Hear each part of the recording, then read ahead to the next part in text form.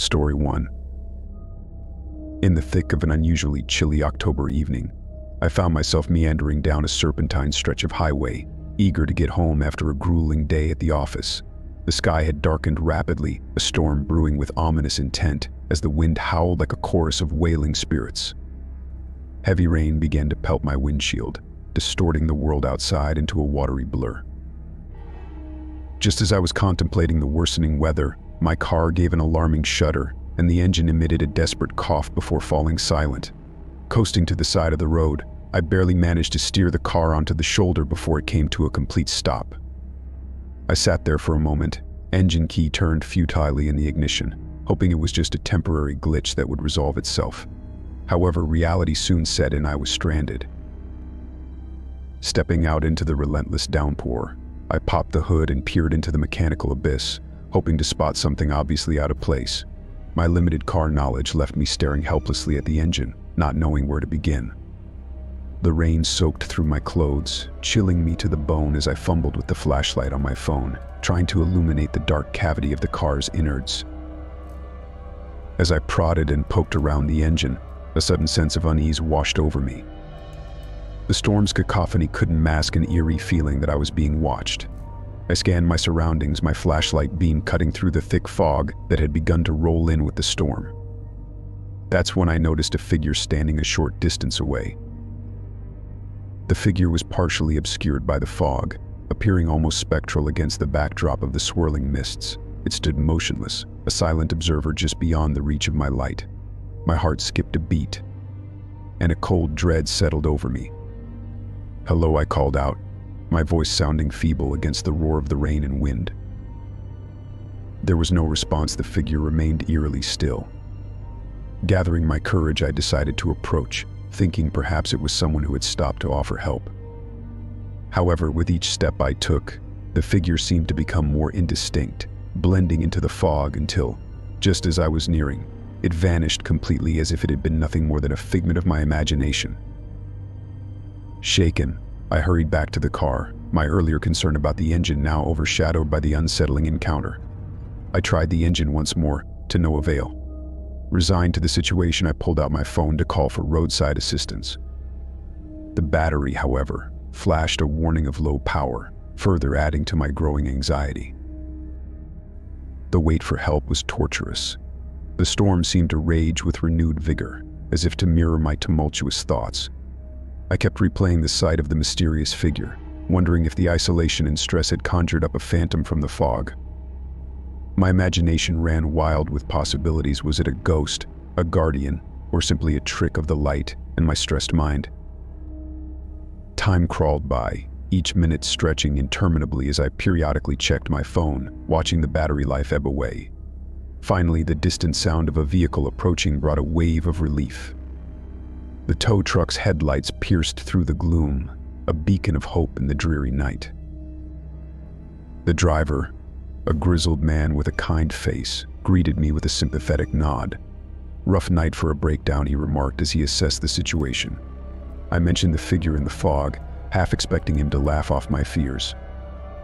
Instead, his face grew pensive. "You're not the first to mention seeing something strange along this stretch. Local tales say it's haunted, though I reckon it's just the isolation and the fog playing tricks on people's minds." With my car securely attached to the tow truck, we set off towards the nearest town. The warmth inside the cabin and the driver's calm demeanor gradually eased my nerves. We talked about mundane things at first, but curiosity got the better of me, and I pressed him about the stories of the road. He shared tales he'd heard over the years, stories of a traveler who'd perished on this road decades ago, forever wandering in search of aid that never came. Each tale was tinged with the supernatural, echoing my own eerie encounter.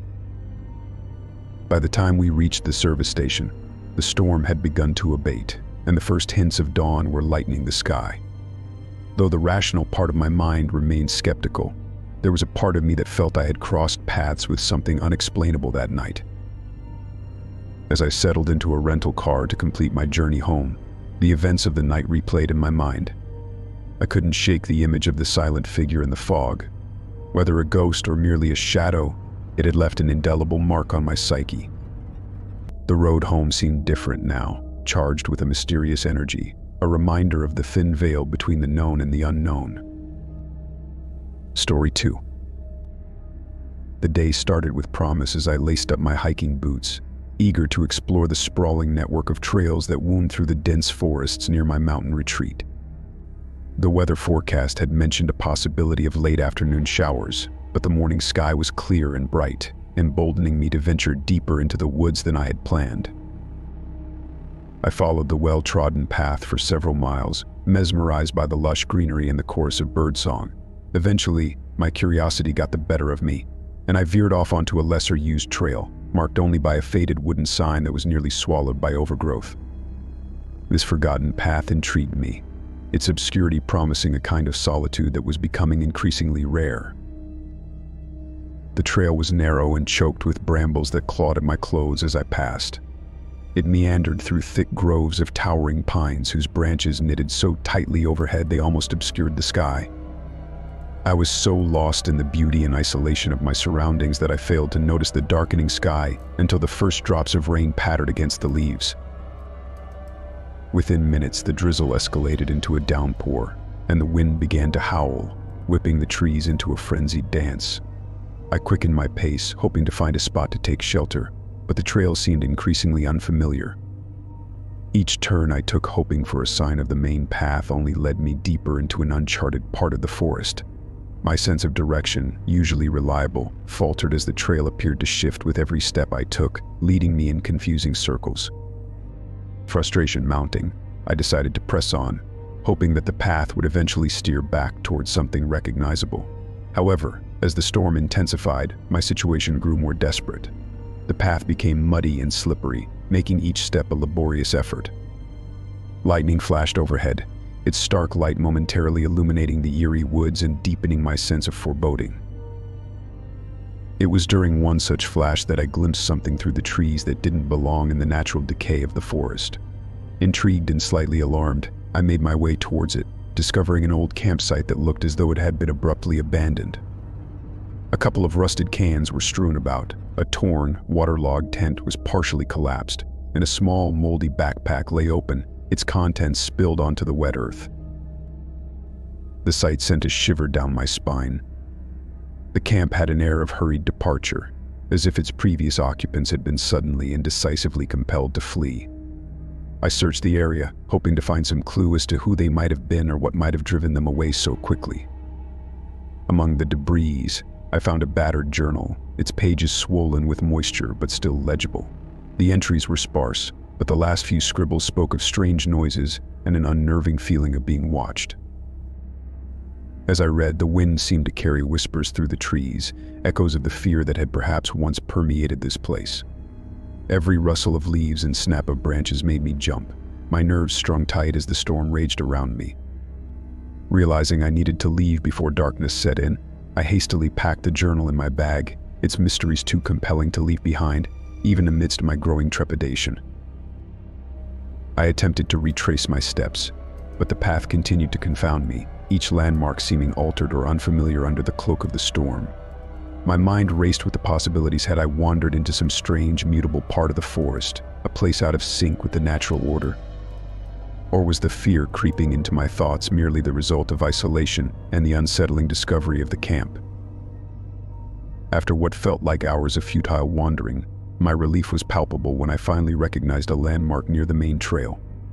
The storm began to wane as I emerged from the tree line, the setting sun breaking through the clouds in a dramatic display of orange and pink light. I took a moment to catch my breath and gather my composure, the journal heavy in my backpack as a tangible reminder of the day's surreal experiences. Once back at my retreat, the warmth and safety of the familiar walls did little to dispel the chill that had settled in my bones. I spread out the contents of the journal on my table, poring over the pages by the light of a fire. The entries became a puzzle I felt compelled to solve, each word a piece of the larger mystery of the abandoned camp and its frightened occupants. The final entry was particularly haunting. A hastily scrawled note that read, "They are coming." That line echoed in my mind as I tried to sleep that night, the wind outside still whispering secrets I could not quite understand. I resolved to return to the site, driven by a mix of fear and fascination, needing to understand what had happened there. The next morning, under a clear blue sky, I retraced my steps with a deliberate caution, my senses alert to every natural sound.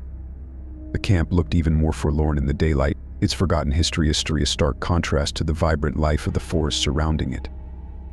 As I investigated further, taking care not to disturb the site more than I had already, I found little else to explain the abrupt departure of its last inhabitants or the eerie phenomena described in the journal. Yet, as I left the camp behind, a part of me knew I would return. The forest had revealed a layer of mystery that was impossible to ignore. Whether it was the allure of the unknown or the human desire to confront our fears, I felt a compelling draw to that forgotten road, a path that had changed me in ways I had yet to fully understand. Story 3. It was a crisp, damp evening in the city, the kind where the streetlights seemed to glow a bit more melancholically, casting elongated shadows on the wet asphalt. I had left my office later than usual, burdened with the remnants of a long day's work and a mind swirling with deadlines. As I walked, the steady drizzle coated the city in a glossy sheen, making every surface reflect the urban lights. I was used to walking home. It gave me time to decompress, weaving through familiar streets and letting the rhythmic sound of my footsteps on the sidewalk drown out the day's stresses. But that night, something felt different. Maybe it was the way the rain fell, more insistent than usual, or how the empty streets seemed to echo with an unusual hollowness. I first noticed him about 3 blocks from my office. A man in a dark hooded raincoat was following me. At first I told myself it was coincidence, just another soul out late in the rain. But as I quickened my pace, so did he. When I slowed, he mirrored my movements. His face was obscured by the hood, shadowed and indistinct, adding an eerie anonymity to his figure. My heart began to race as the realization set in that this was not mere coincidence. I took a sudden turn down a side street, one I knew looped back toward a busier part of the neighborhood, hoping to lose him. Glancing over my shoulder, I saw him turn as well, his pace steady, unflustered. Panic started to set in, and I scolded myself for not taking a cab from the office given the late hour. As I emerged onto a better lit avenue, I weaved through the sparse crowd, hoping the presence of others would deter him. It didn't. He kept his distance but maintained a constant presence just a few paces behind. My mind raced through options. Should I confront him? Keep walking to a more populated area? My instincts screamed for me to find a place of safety. Spotting a diner just ahead, its windows steamed up and glowing warmly from within, I made a split-second decision. I ducked through the door, the small bell above it ringing sharply, a stark contrast to the muffled sounds of the rain outside. The warm air hit me immediately, heavy with the smells of coffee and fried food. The diner was nearly empty, save for a couple of booths occupied by tired-looking patrons and a waitress who was wiping down the counter. I chose a seat with a clear view of the street and positioned myself so I could watch the entrance in the window. My hands were shaking slightly as I pulled off my wet jacket, trying to appear calm as I scanned the menu without reading a word. A few moments later, I looked up and saw him. The man in the raincoat walked slowly past the diner's large front window. He didn't turn, didn't peer inside, just continued on with an eerily steady pace, his head bowed against the rain. I watched him until he disappeared from view, the knot in my stomach loosening slightly with each step he took away from where I sat. The waitress, a middle-aged woman with kind eyes, came over to take my order. I asked for a coffee and pie, more for an excuse to stay inside than from hunger. She nodded and shot me a sympathetic look, perhaps mistaking my anxiety for mere weariness. As I waited, I tried to make sense of what had happened. Was he truly following me? Or was it a product of my overworked, stressed state? And if he was, what did he want? My thoughts churned as relentlessly as the storm outside. The coffee arrived and I wrapped my hands around the warm mug, the heat slowly bringing feeling back to my fingers. The diner's soft music and the occasional clink of dishes being stacked were oddly comforting. I realized I had been holding my breath, waiting, half expecting him to come barging through the door. But he didn't. After what felt like hours but was only about 30 minutes, I paid the bill and steeled myself to step back outside. The rain had lessened, now just a mist that hung in the air, making the nighttime cityscape appear almost dreamlike. I looked up and down the street before leaving the diner, the scene quiet and still. The walk home was uneventful, but I couldn't shake the feeling of unease, constantly looking over my shoulder and jumping at every shadow. Once home, I double-checked the locks on my doors and windows, a routine that now felt more like a necessity than a precaution. That night, as I lay in bed, listening to the residual rain tapping softly against the window pane, I reflected on the vulnerability of being a lone figure on a dark, wet street. The city, so familiar and navigable by day, had transformed into a labyrinth where a stranger in a raincoat could unsettle the night. The experience left me with a lingering weariness, a reminder of how quickly comfort can be usurped by fear. In the days that followed, I varied my route home and kept an eye out for the man in the raincoat, but he never reappeared. Whether he was just a shadow, a figment of my anxiety, or a real threat, I never found out. But the incident had changed my relationship with the city's night, no longer a quiet retreat, but a canvas for unseen narratives, some perhaps better left undiscovered.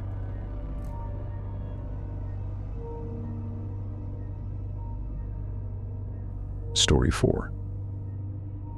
I had just spent 3 years living in Europe, chasing my dream of becoming a successful writer.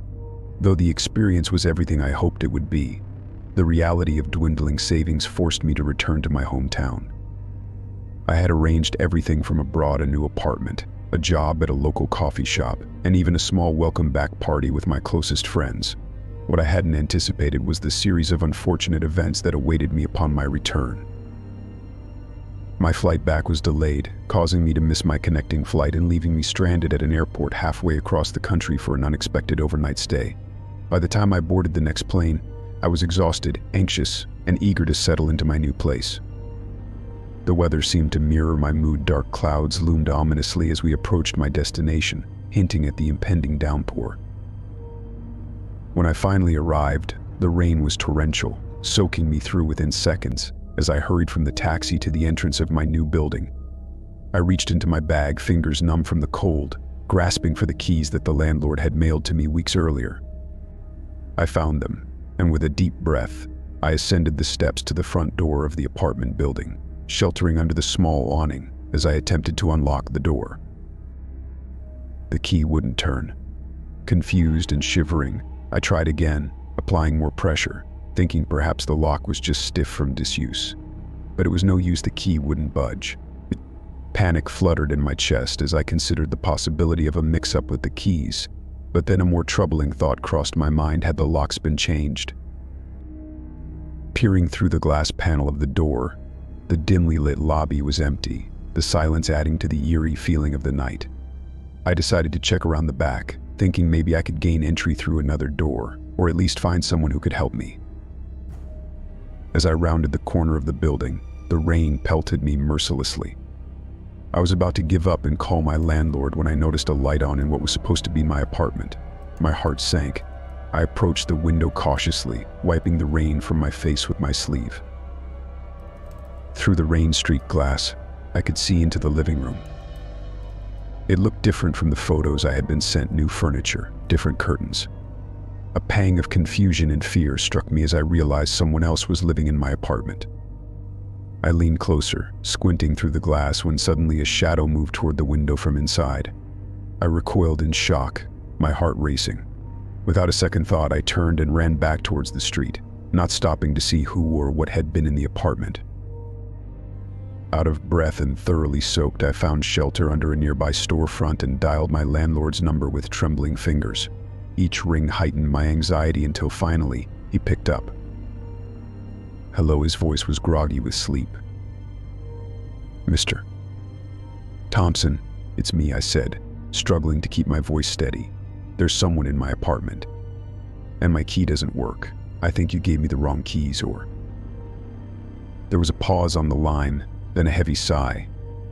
I'm so sorry. I completely forgot to tell you. There was a mix-up with the leasing dates. The current tenant's contract was extended last minute, and they'll be staying in the apartment for another month. I meant to call you. I truly did.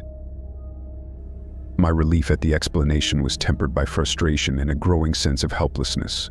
So what am I supposed to do now? I asked, the reality of my situation sinking in. "We have another property, just a few blocks from there. It's not as nice, but you can stay there temporarily," he offered, his voice apologetic. Defeated and too tired to argue, I agreed. He promised to send someone with the new keys within the hour. As I waited, huddled under the storefront awning, I watched the rain cascade down the street, reflecting the neon lights of the city. The rhythmic sound of the raindrops mingled with the distant hum of the city, a lullaby for the chaotic day. When the assistant arrived, keys in hand, I followed him to the new apartment, a modest studio on the 4th floor of an older building. It was small, the wallpaper peeling slightly at the corners, but it was warm and dry, a haven from the storm outside. Exhaustion finally took over, and I fell asleep amidst a tangle of unpacked luggage and unwashed clothes, the events of the day swirling in my dreams. The following morning, I awoke to sunlight streaming through the thin curtains and the sounds of the city coming to life. It wasn't the homecoming I had imagined, but it was a fresh start nonetheless. I spent the next few weeks settling into the rhythm of my new life, the studio becoming more familiar with each passing day. Mr. Thompson kept me updated on the status of my original apartment, and true to his word, I moved in a month later. The transition was smoother this time, the keys turning easily in the lock, a welcome sound that marked the end of my unexpected journey. As I unpacked my belongings and set up my workspace, I thought about that night, the rain, the confusion, the fear. It had been a harrowing introduction back to city life, but it also reminded me of my resilience, a trait that had been tested time and again during my years abroad. With a renewed sense of purpose, I sat down at my desk, opened my laptop, and began to write, the words flowing as freely as the rain that had welcomed me home. Story 5. The night was draped in a heavy downpour, raindrops hammering relentlessly against the windshield of my car as I navigated the slick, treacherous roads leading out of town. I had taken this route countless times before, a meandering stretch that carved through dense woodland before spilling out onto the coastal highway. Yet tonight it felt different, ominous, even as if the storm itself bore a personal grudge, blurring the boundary between the sky and the earth with its unyielding deluge. I was returning from a late meeting in the city, one that had stretched far beyond the confines of the typical workday. Exhausted, I focused on the hypnotic rhythm of the windshield wipers and the steady hum of the engine, finding a semblance of calm in their monotony. That calm, however, was short-lived.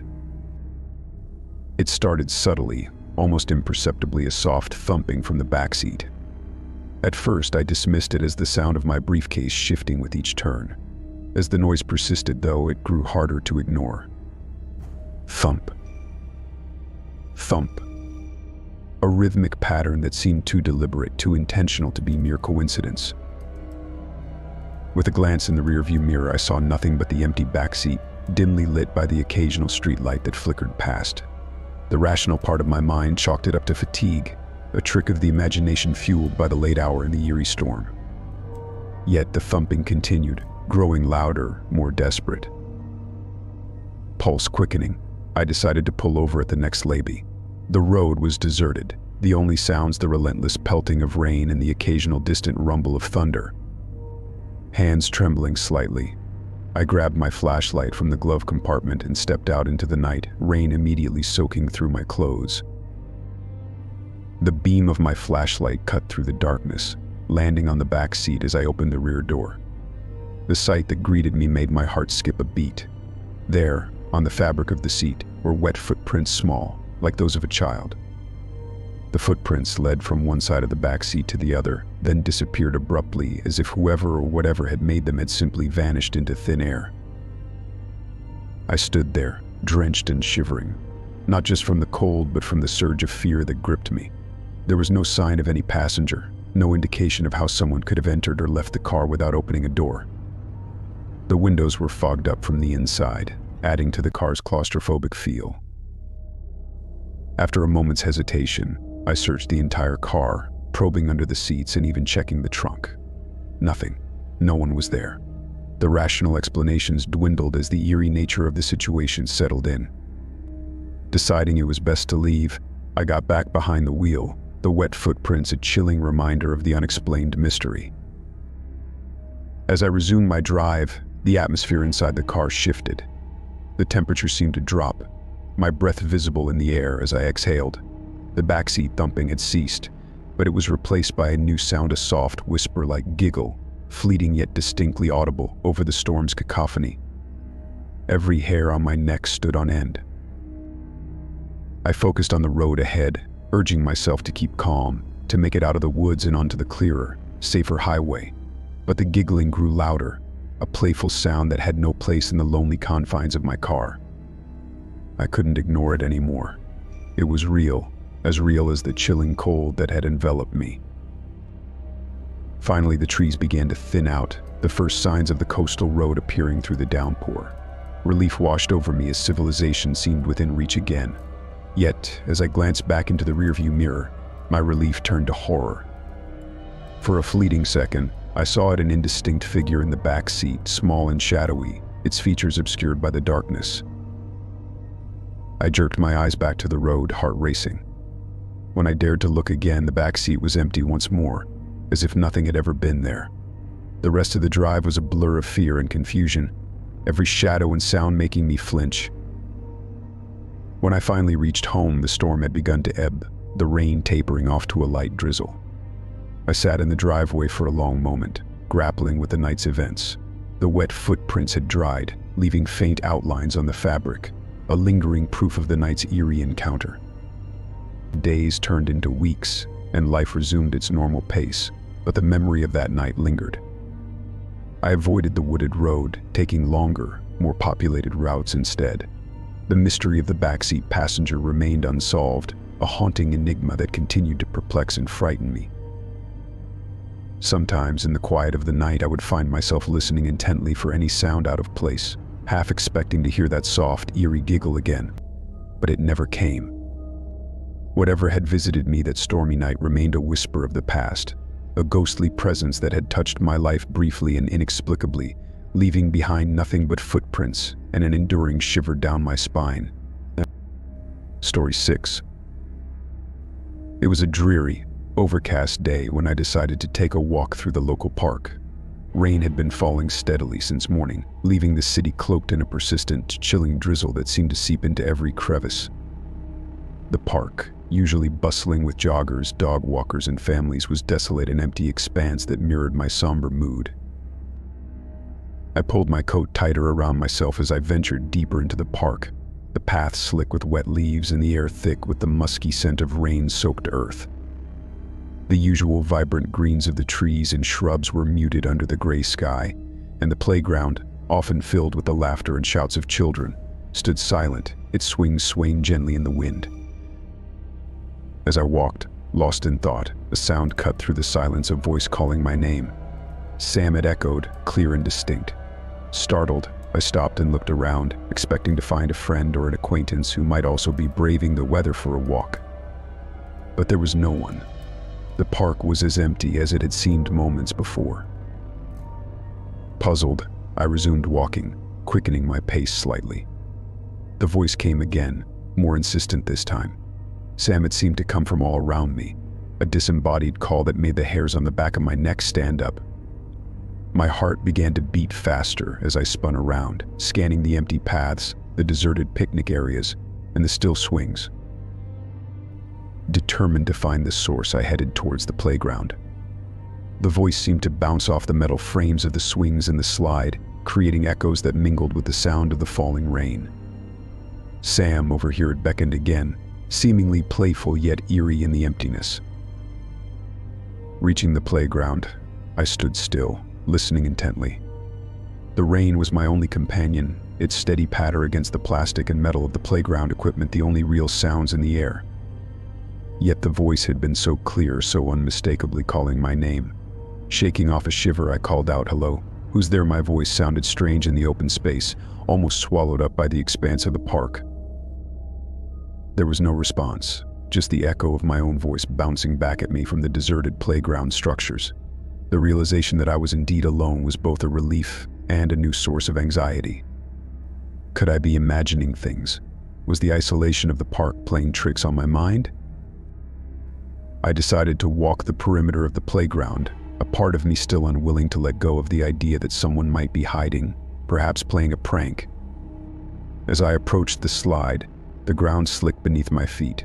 The voice came again, a whisper this time, barely audible over the sound of the rain. "Sam, why do you look for what cannot be found?"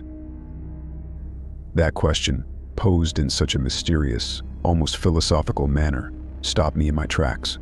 My search took on a new edge, a mixture of fear and curiosity. I checked behind the slide, under the climbing structure, even inside the small tunnel that was meant for children to crawl through. Nothing. No one was there, and no footprints marked the ground, just the continuous, undisturbed patter of rain. Feeling a mixture of relief and unease, I decided it was time to leave. The voice did not follow me as I walked back through the park, the echo of my own footsteps, and the distant rumble of traffic slowly replacing the eerie experience by the playground. The sky seemed to darken further as I left, the day fading as quickly as my sense of reality in that strange, solitary moment. Once home, the warmth of my apartment felt surreal, as if the cold, damp park had been a dream. But the memory of the voice stayed with me, replaying in my mind as I tried to make sense of the experience.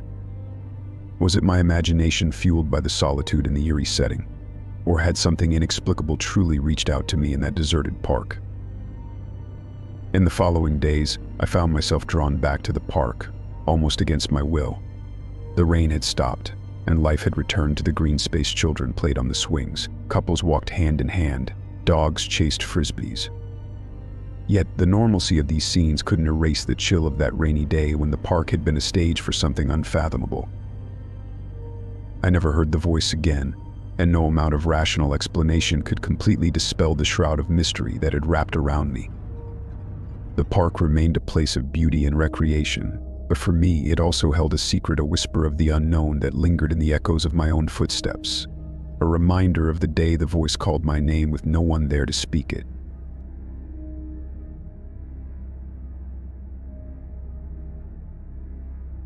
Story 7. The sky was a brooding canvas of dark clouds as I drove down the old interstate, my headlights barely cutting through the dense fog and the relentless rain that had begun to fall. The storm seemed to have come out of nowhere, turning what was meant to be a straightforward drive into a slow, cautious navigation. My wipers worked overtime, and the familiar hum of the engine mixed with the steady patter of raindrops. As I rounded a sharp bend, the glowing neon sign of a roadside diner appeared through the mist, an oasis of light in the overwhelming gloom. Maggie's Diner it read, flickering slightly as if it too struggled against the storm. Grateful for a break from the tense driving, I pulled into the nearly empty parking lot and parked close to the entrance. Inside, the diner was silent except for the soft music playing over the speakers, a series of old-time classics that seemed to warp and wane in volume. The interior was stuck in time, with checkered floor tiles, red vinyl booths, and chrome trim that gleamed under the fluorescent lights. I shook off my coat, my clothes damp from the brief walk from the car, and chose a booth near the window where I could watch the storm. I waited a few moments, expecting a server to appear, but the diner seemed unusually deserted. No staff came to greet me, nor could I see any other patrons despite the couple of cars outside.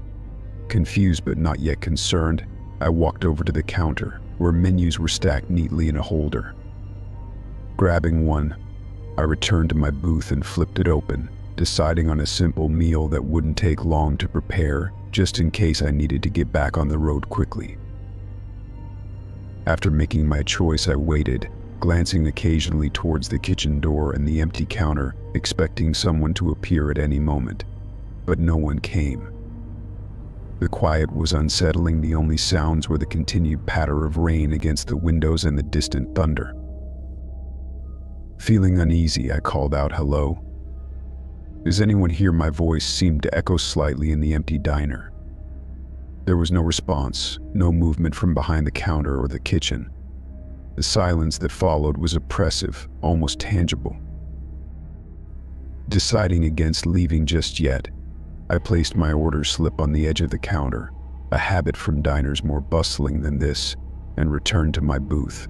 The wait was nerve-wracking. Every creak and drip of the building sounded like footsteps or whispers. I started to regret stopping at all, the loneliness of the road suddenly preferable to this eerie quiet. Just as I was contemplating leaving, a bell chimed softly from the direction of the kitchen, and a plate appeared in the serving hatch. It was my order: eggs, bacon, and toast, cooked exactly as I had written down, steam rising invitingly from the hot food. I looked around in bewilderment, trying to catch a glimpse of who had prepared it, but the kitchen door remained firmly shut. No shadow moved behind the frosted glass. With a mixture of hunger and trepidation, I approached the hatch and took the plate to my table. The food looked delicious, perfectly prepared, yet the circumstances under which it was served were unnerving. I sat down, my appetite fading as I stared at the meal. The diner's emptiness felt more pronounced with the plate of food in front of me, a stark reminder that I hadn't seen a single soul since I entered. Compelled by a mix of caution and curiosity, I rose and approached the kitchen door, my footsteps silent on the checkered floor. "Hello," I called again, more loudly this time. There was a moment of silence, and then the faint sound of something that could have been a sigh or a draft through a hidden crevice. With no response, and my nerves on edge, I decided it was best not to eat the food. The situation was too strange, too disconnected from normalcy. I left cash on the table, enough to cover the meal and a tip, should there be anyone to collect it, and hurriedly exited the diner. Back in my car, I took a few moments to calm my racing heart. The warmth of the heater a small comfort compared to the chill I had felt inside. As I pulled out of the parking lot, I glanced back at the diner. The neon sign flickered once, twice, then steadied itself as if ensuring I remembered where I had stopped. The rest of my journey was uneventful, but the memory of that diner lingered long after I had reached my destination. It became a story I shared occasionally, met with skepticism or theories ranging from practical jokes to supernatural occurrences.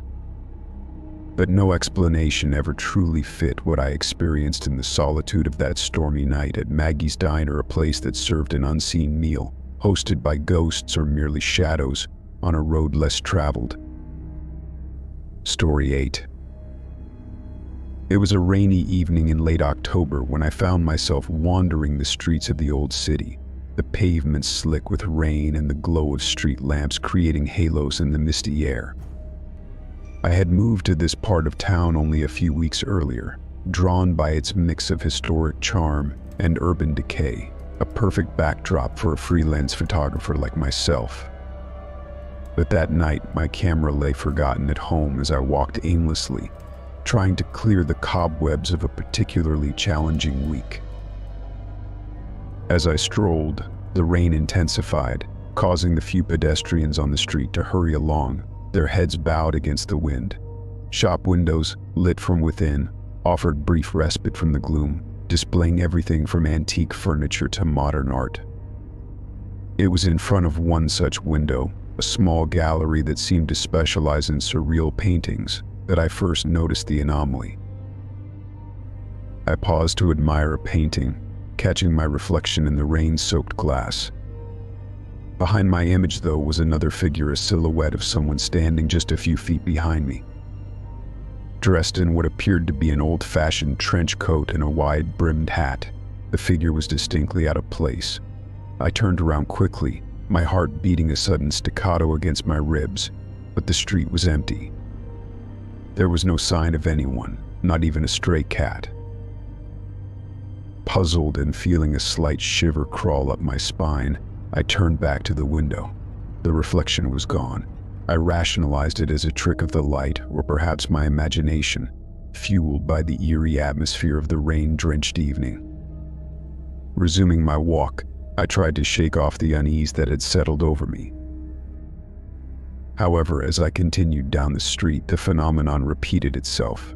Every window I passed showed the same eerie reflection, the figure standing a short distance behind me. Each time I would spin around, heart racing, only to find the street as deserted as before. The more it happened, the more my initial skepticism turned into a creeping dread. By the time I reached the fifth window, a darkened boutique with mannequins dressed in vintage clothing, I was convinced that something unnatural was occurring. Once again, the figure appeared in the reflection, closer this time, its face obscured by the shadow of its hat. I could almost make out the outline of a hand reaching towards me. With a start, I spun around, my breath catching in my throat. Nothing. Just the empty, rain-soaked street and the distant sound of a dog barking. When I faced the window again, my own reflection stared back at me, alone and visibly shaken. Desperate for answers and too unnerved to simply go home, I decided to visit a nearby cafe that stayed open late, a place filled with warm light and the comforting smell of coffee. Perhaps, I thought, the presence of other people would help dispel the night's shadows that seemed to cling to me. As I hurried towards the cafe, I avoided looking at any reflective surfaces, afraid of what or whom I might see. Once inside, the familiar clamor of conversation and the clink of cups provided a temporary relief. I found a secluded corner and ordered a coffee, trying to process my thoughts. While I waited, I took out my phone and started searching for anything that might explain what was happening. Was it a phenomenon known to this area? Did the old city have legends of ghostly apparitions that haunted its streets? My research turned up stories of historical figures and tragic events from the city's past, tales of lost travelers and betrayed lovers, but nothing that seemed directly related to what I was experiencing. Frustrated, I was about to give up when an elderly man approached my table. He had been sitting across the room, watching me with a thoughtful expression. "You look like you've seen a ghost," he said, his voice gentle, tinged with a barely perceptible accent. I forced a small laugh. It feels like I might have. I keep seeing someone in the reflections on the street, but when I turn around, there's no one there. The man nodded, as if this were a common occurrence. Reflections can be tricky things," he began, pulling up a chair. "They say the old city has layers, not all of which are visible to the naked eye." He introduced himself as Henrik, a longtime resident and a historian of sorts. According to him, the area had once been a bustling marketplace where hundreds of people from different walks of life crossed paths daily. Over the years, tragic accidents and other misfortunes had occurred, some of which left a kind of imprint on the place. Sometimes, Henrik continued, the past doesn't stay where it belongs. Under certain conditions, perhaps a storm like tonight, the boundaries thin and these imprints make themselves known. He suggested that what I was seeing might be an echo of a person who once walked these streets, whose story was somehow intertwined with the locations of the reflections. The idea seemed far-fetched, but no less plausible than any rational explanation I could muster. As we talked, the storm outside began to abate, the rain slowing to a drizzle. Henrik's stories filled the cafe, weaving a tapestry of the city's rich and often shadowed history. Eventually, it was time to leave. Henrik offered me a piece of advice as we parted ways. "Next time you see the reflection, don't look away. Acknowledge it. Sometimes all a ghost wants is to be recognized." The walk home was less eventful. The rain had stopped and the streets were beginning to dry. Windows that previously harbored eerie silhouettes now offered nothing but my own reflection, walking steadily towards home. I couldn't help but feel a mix of disappointment and relief. That night marked the beginning of my deep dive into the city's history, guided by Henrik's extensive knowledge and the countless untold stories hidden in its aging facades. Whether it was a ghost, a trick of the light, or something else entirely, the reflections never appeared to me again. But the old city had revealed a layer of itself, and I was hooked, determined to uncover more of its mysterious past. Story 9. It was a typical autumn day, overcast and intermittently rainy, when I found myself caught in a sudden downpour while exploring the older, less frequented quarters of the city.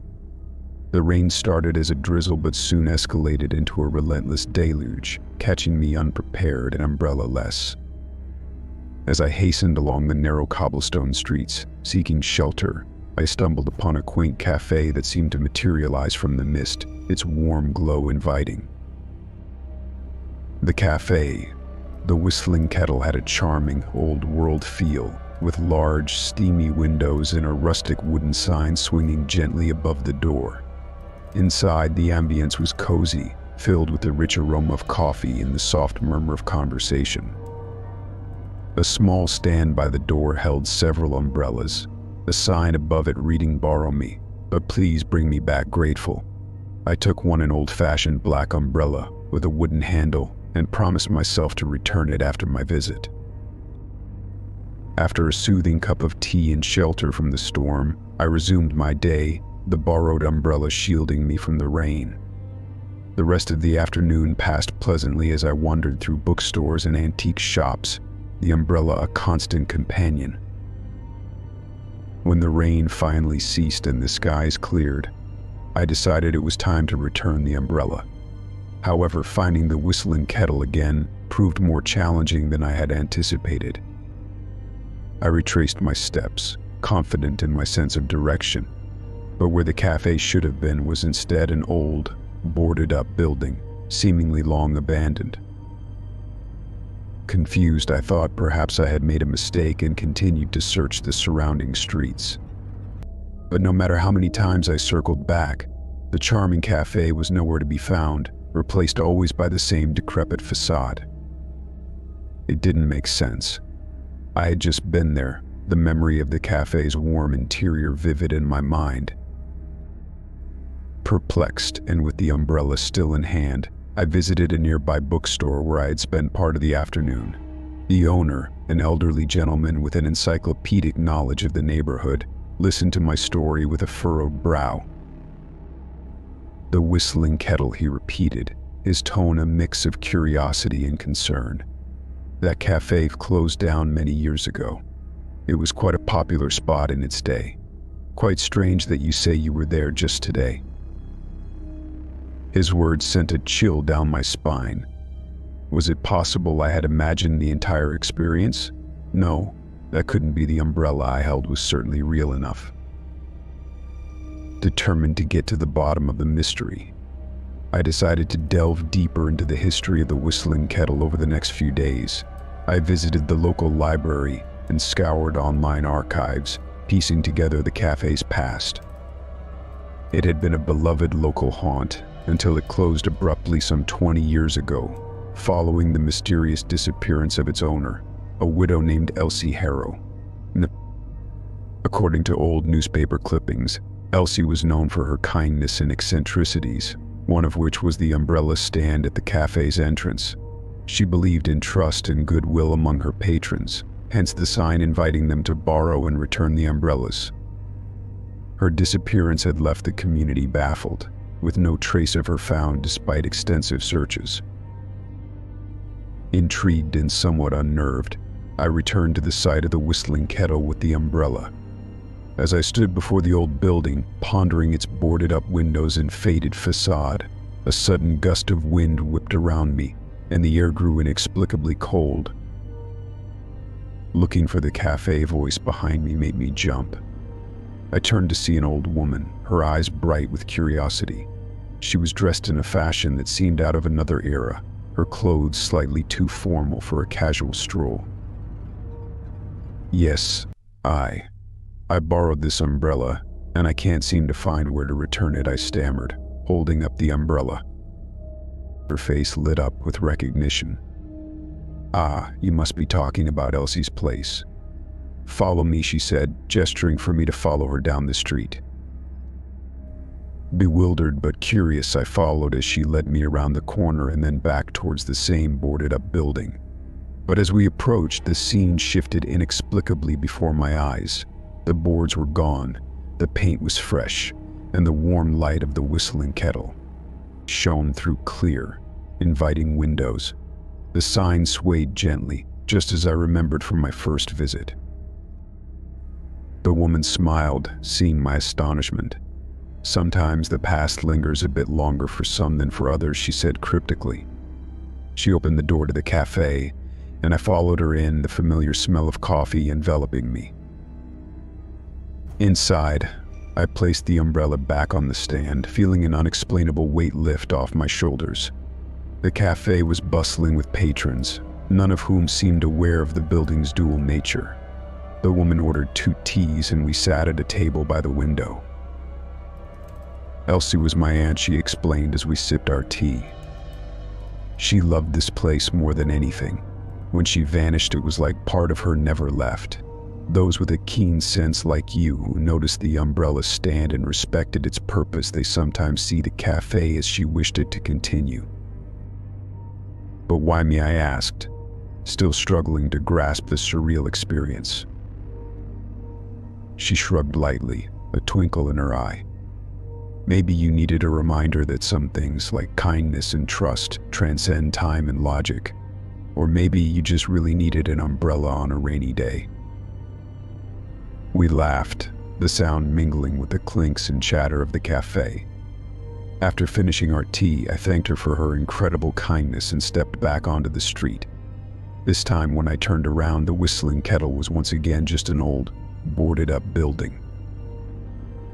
As I walked away, the borrowed umbrella safely returned. I pondered the day's events.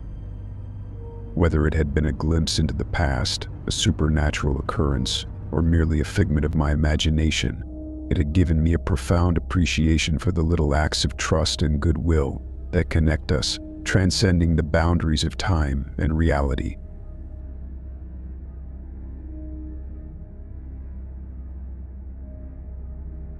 Story 10. It was a rainy night, the kind that soaked through to the bone and made every light on the road blur into a hazy glow.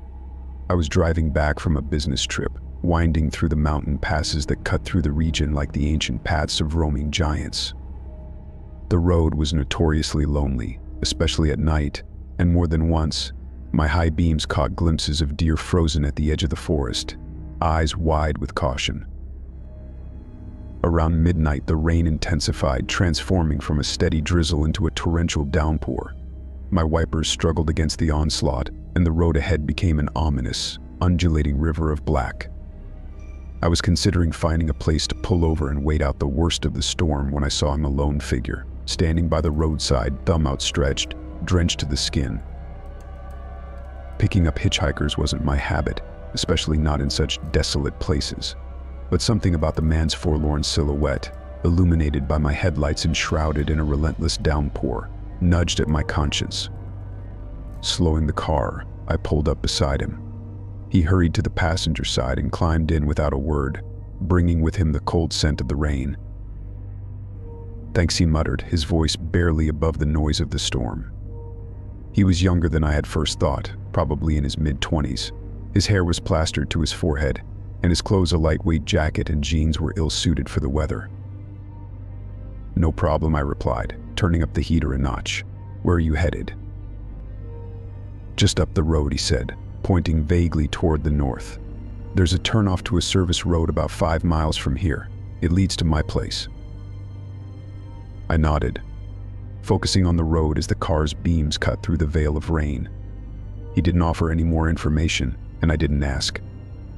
In the silence that grew between us, filled only by the sound of the storm and the steady hum of the engine, a vague unease began to settle over me.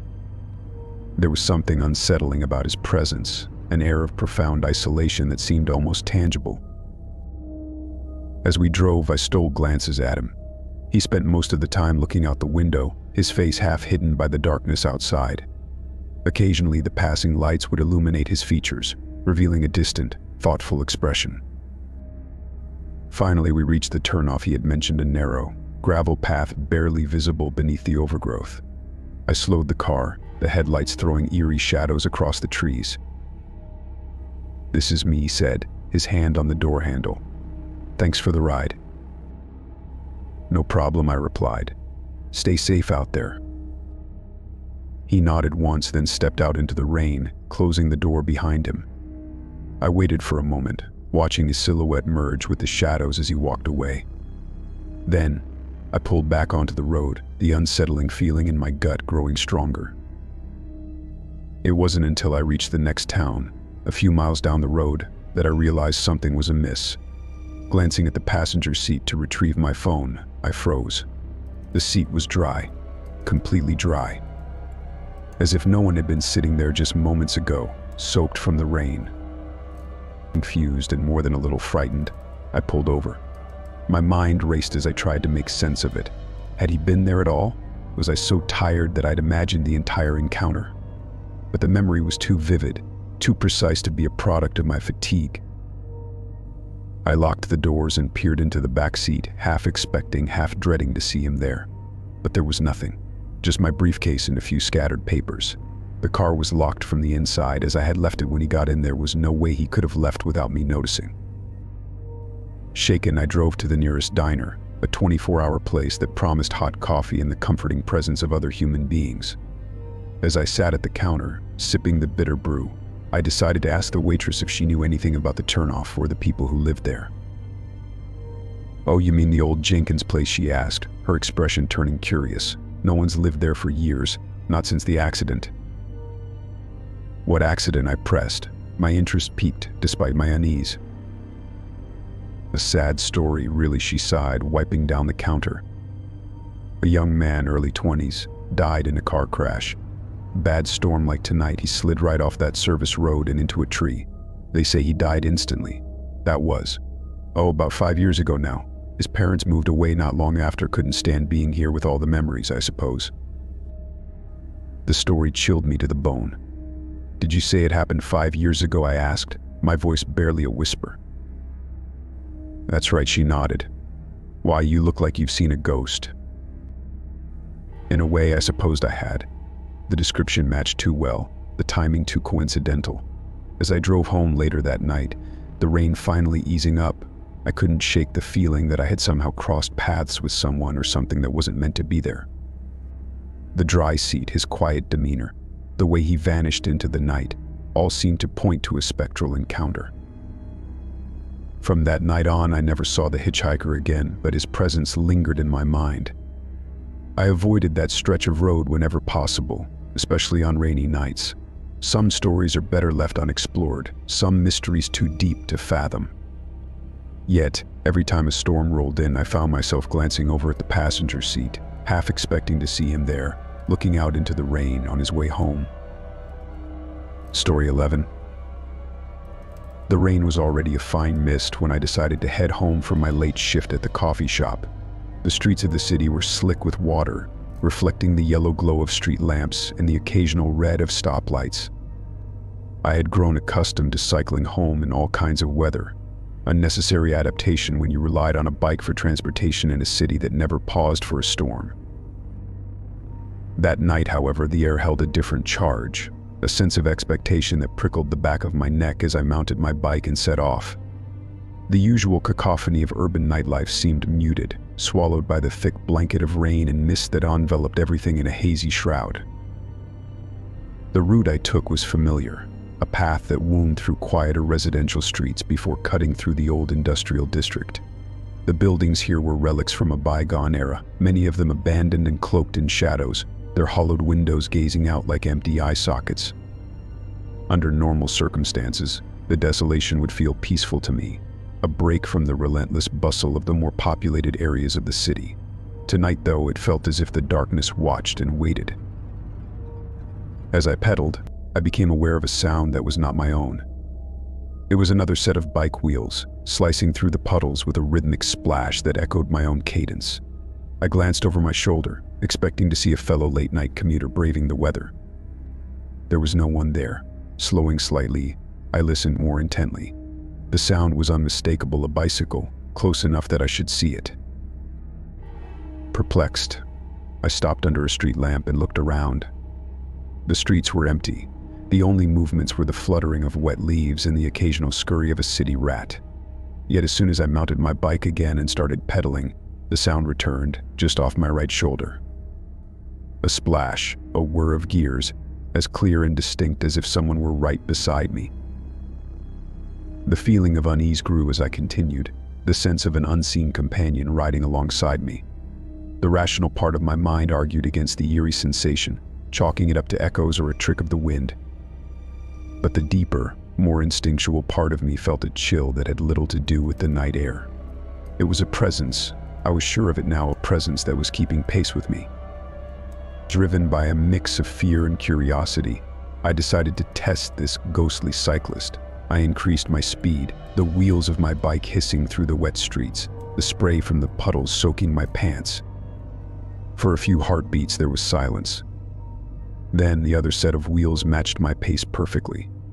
My heart pounded in my chest, my breaths coming in sharp gasps as I pushed harder, trying to outpace my invisible companion. As I neared the heart of the industrial district, I dared to look over again, peering into the rain-drenched darkness. Nothing. Only my shadow, stretched and distorted by the street lamp's glow, moved with me. Yet the sound was there, close enough to be a tangible thing, close enough that I should see whoever or whatever was making it. Then, as suddenly as it had begun, the sound stopped.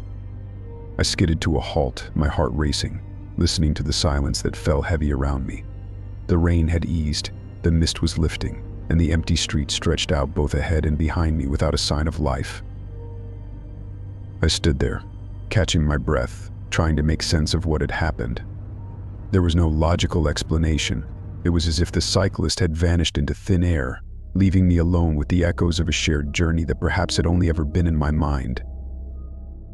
Reluctantly, I resumed my ride, the remainder of the journey enveloped in an unsettling calm. When I finally reached home, soaked and shivering, I was more confused than ever. I locked my bike and headed inside, determined to forget the night's events. But sleep did not come easily. My dreams were troubled, filled with images of shadowy cyclists and streets that changed as I rode them. When morning came, the events of the previous night felt distant, like fragments of a fading nightmare. Yet the sensation of being followed, of someone or something riding beside me, lingered. Driven by a need for answers, I spent the next day searching online for any similar experiences or legends that might explain what I had encountered. My search led me to old newspaper archives, where I stumbled upon a story from decades ago. It was an article about a young cyclist who had disappeared on his way home one stormy night. He had been last seen riding through the industrial district, the same route I took each night. His body was never found, only his bike, lying beside the road, as if he had vanished into thin air. Chilled, I read and reread the article, the implications slowly dawning on me. Had I encountered the ghost of this lost cyclist still making his final journey home? Or was the entire experience a product of my stressed and fatigued mind? Unsettled yet fascinated, I made a decision. The next rainy night, I would take the same route home, see if the phantom cyclist would ride with me again. Whether it was to prove to myself that I wasn't losing my mind or to somehow make contact with this spectral rider, I wasn't sure. The opportunity came sooner than I expected. Another storm swept through the city, bringing with it the perfect conditions for a ghostly encounter. As I set out that night, my heart was a mix of dread and anticipation. The rain fell, the wheels spun, and I listened for the sound of another bike beside mine. Whether I heard it again or not, I knew this ride would not be my last. The mystery of the unseen cyclist had taken hold, a story that was now part of my own, woven into the fabric of the rainy streets and shadowed paths of the city. Story 12. As I stepped onto the platform, the sound of the train pulling away echoed in the empty station. The departure board displayed a single message: "Next train unknown." Confusion gripped me. I glanced around, searching for any signs of life, but found none. The platform stretched out into darkness, devoid of any indication of where I was or where I should go next. I reached for my phone, hoping to call someone for help, but the screen remained blank, devoid of signal. Panic began to rise within me, a feeling of isolation creeping into my bones. With no other option, I began to walk, hoping to find some semblance of civilization. The landscape around me was desolate, shrouded in darkness. The only source of light came from the moon above, casting long shadows across the barren land. I walked for what felt like hours, my footsteps echoing in the stillness of the night. Eventually, I stumbled upon a small cottage nestled among the trees. Relief flooded through me as I hurried towards it, hoping to find someone who could offer assistance. I knocked on the door, but there was no answer. Pushing it open cautiously, I stepped inside. The interior of the cottage was dimly lit by flickering candlelight. Furniture lay scattered haphazardly around the room, covered in a thick layer of dust. It seemed as though no one had lived here for years. I called out, but my voice seemed to disappear into the silence. Feeling a sense of unease, I turned to leave, but something caught my eye. On the table in the center of the room lay a map, its edges worn with age. Curiosity piqued, I picked it up and studied it intently. It depicted a vast, sprawling landscape with intricate markings and symbols scattered across its surface. As I examined the map, I noticed a peculiar detail. In the center of the landscape was a train track, winding its way through the hills and valleys, and at the very end of the track, marked with a single X, was the place where I now stood. Confusion clouded my mind as I tried to make sense of the map. How could this be possible? Was I trapped in some kind of surreal nightmare? With trembling hands, I folded the map and tucked it into my pocket, determined to find answers. Leaving the cottage behind, I continued my journey through the darkened landscape.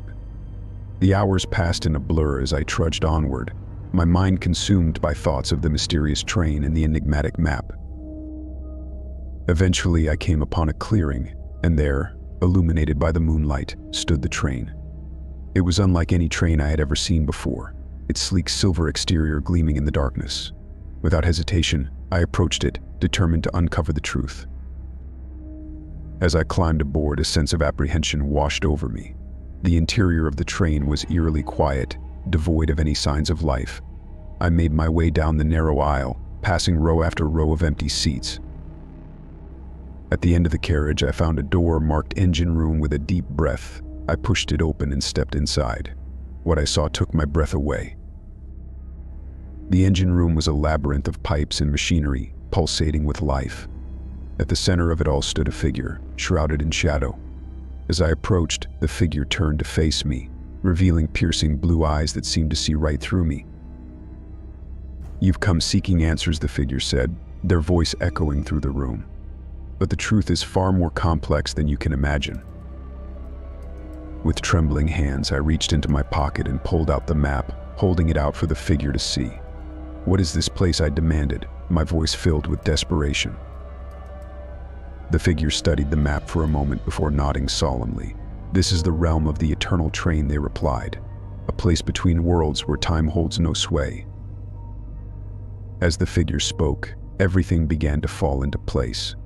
The train that never stopped, the endless landscape, the sense of displacement, it was all part of a larger puzzle, one that I was only just beginning to understand. "But why am I here?" I asked, my voice barely above a whisper. The figure smiled knowingly. "That is a question only you can answer," they replied. "But know this, the journey you are on is one of discovery. Only by embracing the unknown can you hope to find your way."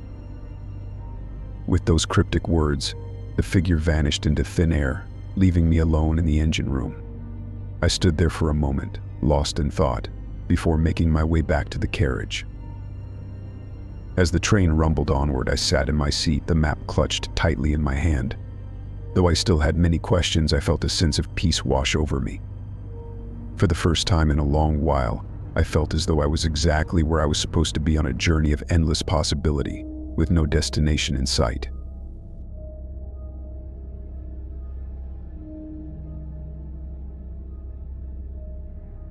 Story 13.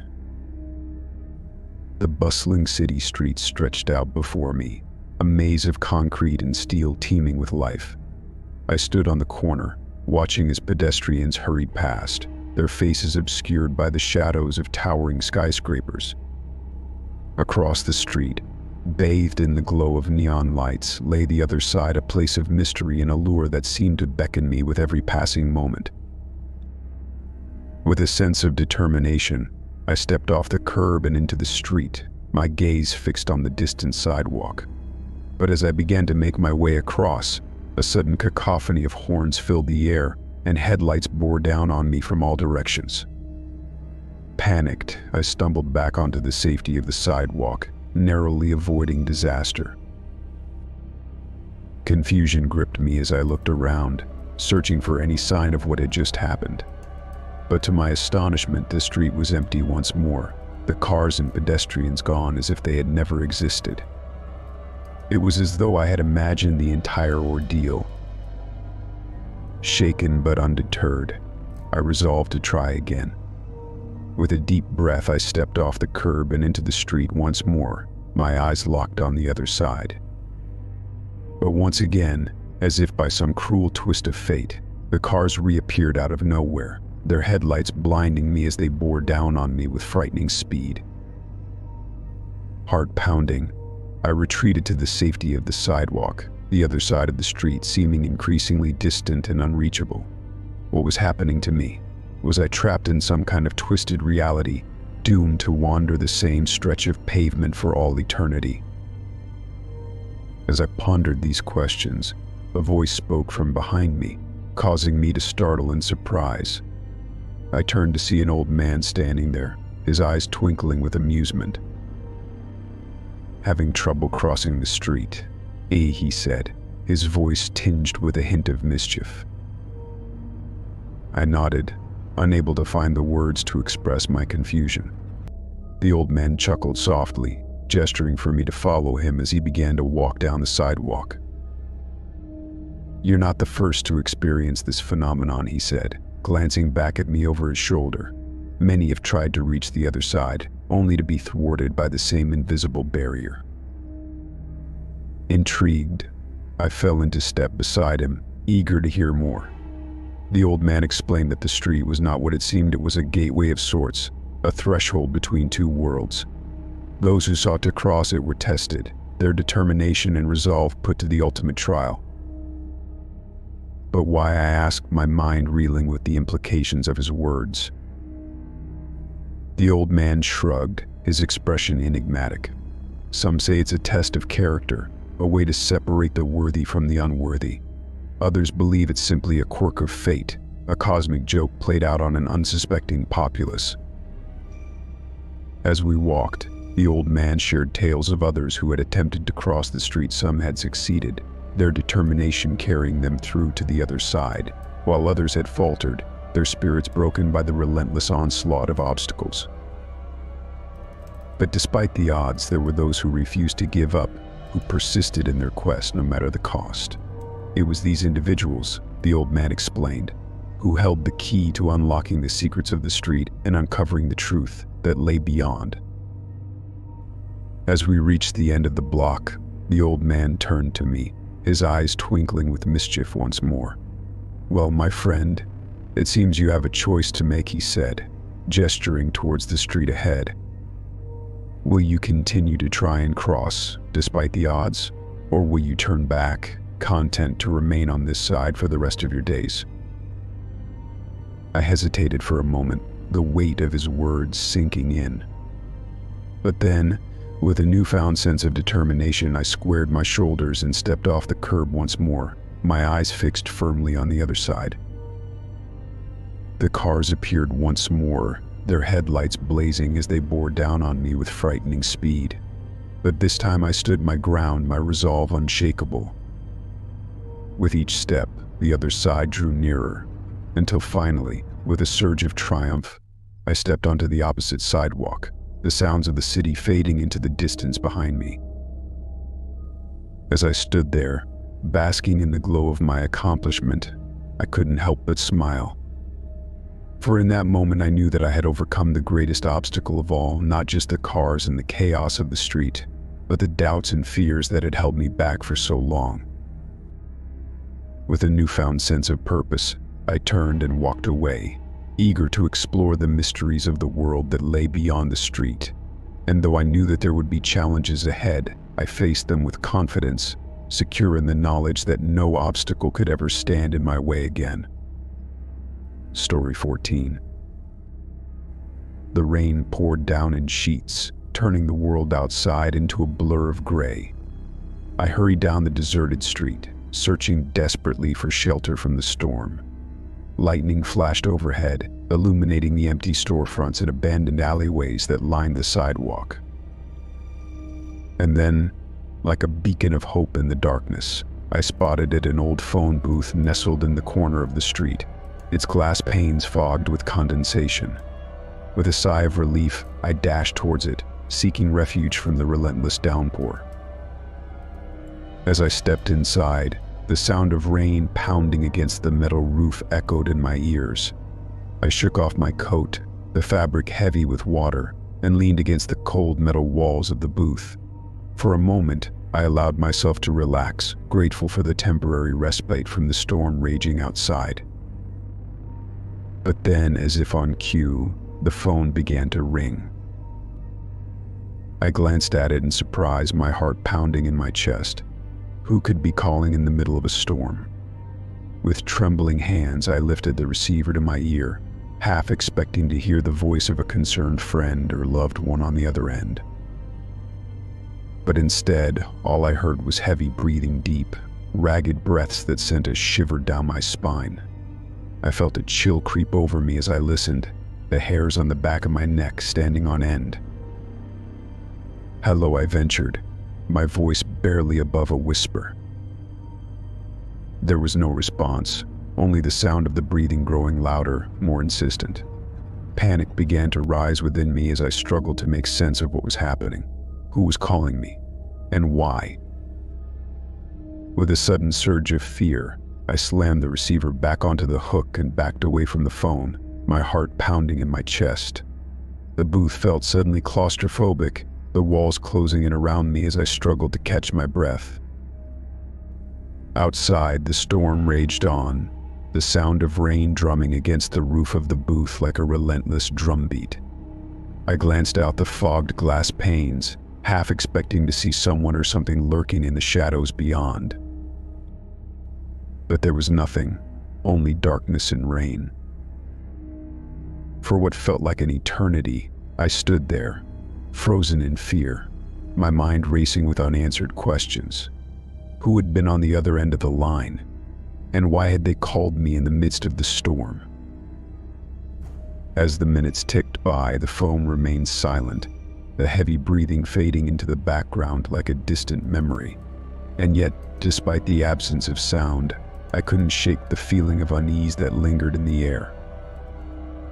With a trembling hand, I reached for the door handle, my fingers curling around it in a tight grip. Outside, the rain continued to fall, the storm showing no signs of abating.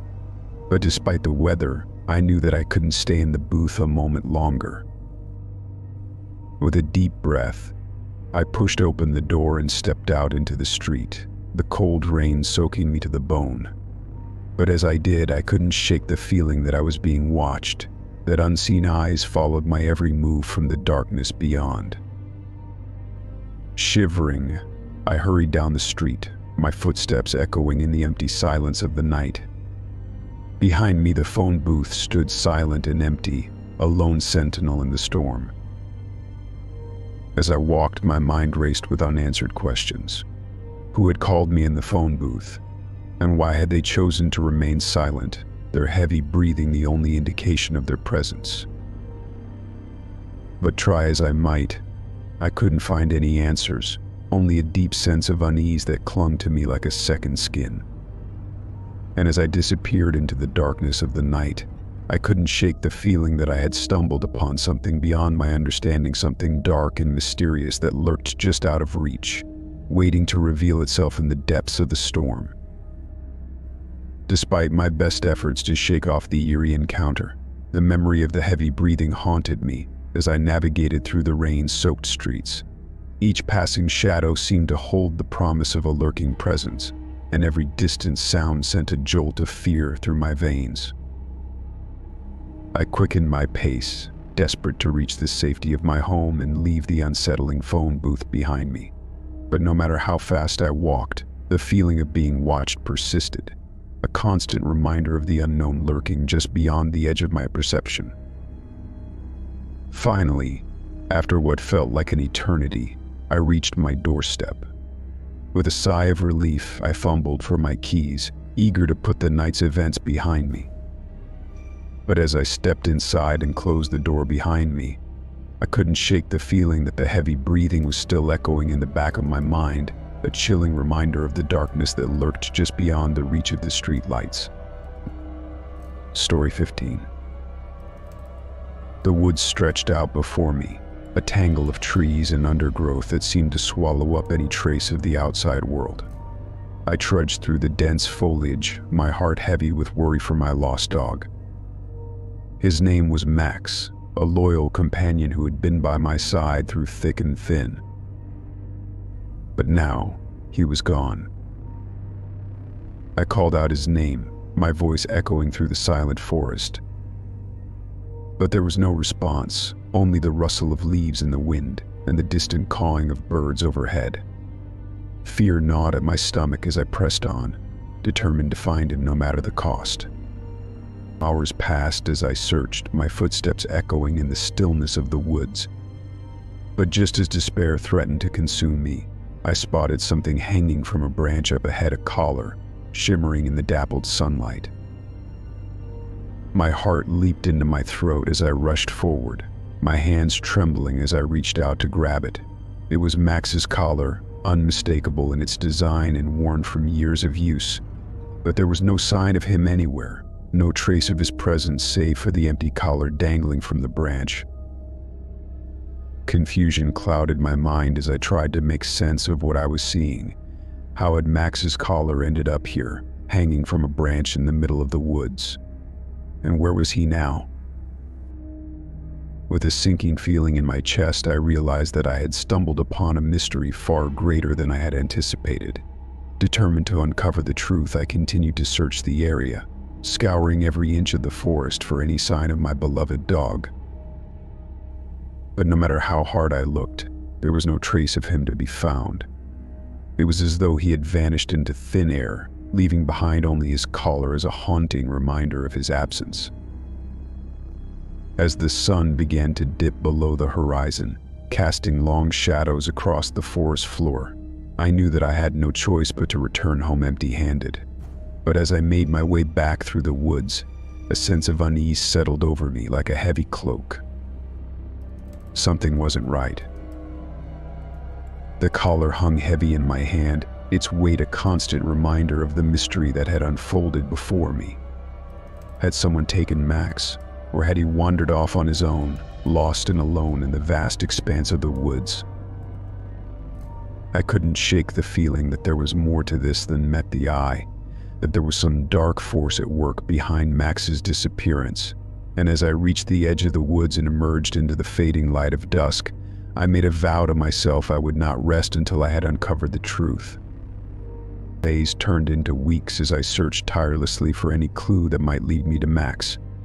I put up posters around the neighborhood, offering a reward for his safe return, and spent countless hours combing through the woods, calling out his name in the hopes that he would answer. But despite my best efforts, there was no sign of him to be found.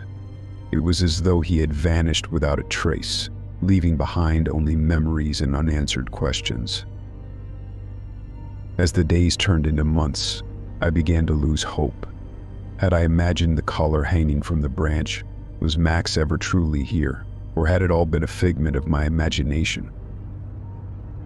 But just when I was on the brink of giving up, a breakthrough came. A hiker stumbled upon a small clearing deep in the woods, where a makeshift shelter had been constructed from branches and leaves. And there, curled up inside, was Max. Tears of relief streamed down my face as I rushed to his side, gathering him up in my arms and holding him close. He was alive, albeit thin and weary from his time in the wilderness, but alive nonetheless. As I carried him back home, a sense of gratitude washed over me. We may never know what had happened during those long days he spent lost in the woods, or how he had managed to survive on his own. But one thing was certain: he was home, safe and sound, where he belonged. And as I looked down at his tired, trusting eyes, I knew that no matter what trials lay ahead, we would face them together, just as we always had. For there is no bond stronger than that between a human and their faithful companion, and no obstacle too great to overcome when love guides the way. Story 16. The festival grounds buzzed with excitement as people from all walks of life gathered to celebrate music, art, and culture. I had been looking forward to this event for months, eager to immerse myself in the vibrant atmosphere and lose myself in the music. But as I navigated through the crowded grounds, a sinking feeling settled in the pit of my stomach. My boots were missing. I glanced down at my feet, disbelief washing over me as I realized that someone had stolen them right off my feet. The ground beneath me was muddy and uneven, making walking barefoot a challenge. I cursed under my breath, frustration mounting with each step. Determined not to let the theft ruin my experience, I scanned the area for any sign of my missing boots, but the sea of people made it impossible to discern any clues, and I felt a sense of helplessness wash over me.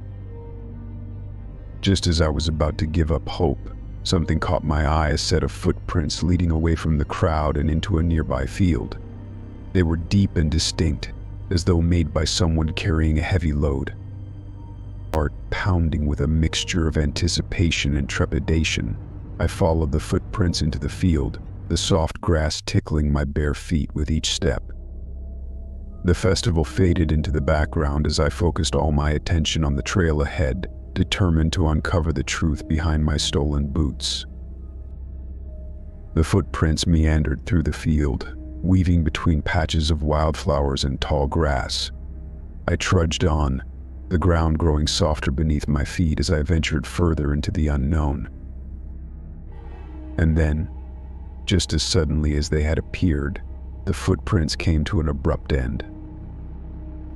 I stood there, staring at the empty expanse of grass before me, my heart sinking as I realized that I had lost the trail. Panic began to rise within me as I scanned the field for any sign of my missing boots, but there was nothing, only the gentle rustle of the wind through the tall grass. Frustration threatened to overwhelm me as I realized that I had hit a dead end. But just as I was about to turn back, a glimmer of movement caught my eye. Something shiny nestled among the blades of grass. Heart racing with renewed hope, I hurried over to investigate, my hands trembling as I reached down and plucked the object from the ground. It was my boot, or rather what was left of it. The leather was torn and muddied, the sole worn through from countless steps. Confusion washed over me as I examined the damaged boot, trying to make sense of how it had ended up here. Had someone stolen it only to discard it in the field? Or had it been lost accidentally, carried away by the wind, or trampled underfoot in the chaos of the festival? As I pondered these questions, a sense of unease settled over me. There was something strange about the whole situation, something that didn't quite add up. And then, as if on cue, a voice spoke from behind me, sending a shiver down my spine. Looking for something. I whirled around to find a figure standing at the edge of the field, their features obscured by the shadows of the setting sun. Instinctively, I took a step back, my heart pounding in my chest. "Who are you?" I demanded, my voice wavering slightly. The figure stepped forward into the fading light, revealing a face that was both familiar and unsettling. It was the same person I had seen lingering near the festival grounds earlier in the day, their eyes gleaming with a mixture of mischief and malice. "I couldn't help but notice that you seem to have lost something," they said, their voice dripping with sarcasm. I bristled at the implication, my frustration boiling over into anger. "Did you steal my boots?" I demanded, taking a step towards them. But the figure merely chuckled, a cold, humorless sound that sent a chill down my spine. "Stolen implies ownership," they replied cryptically. "I merely borrowed them for a while." I stared at them in disbelief, my mind racing with questions. Who were they, and what did they want with my boots? And why had they led me out into the field, only to return them to me damaged and discarded? But before I could voice my suspicions, the figure turned and disappeared into the gathering dusk, leaving me alone in the field with more questions than answers. As I stood there, staring down at my damaged boots, a sense of unease settled over me like a heavy cloak. There was something strange and otherworldly about the whole encounter, something that defied rational explanation. But one thing was clear: I had stumbled upon something far more sinister than a simple case of theft. And as I made my way back to the festival grounds, the memory of the mysterious figure lingered in the back of my mind, a haunting reminder of the darkness that lurked just beyond the edge of reality.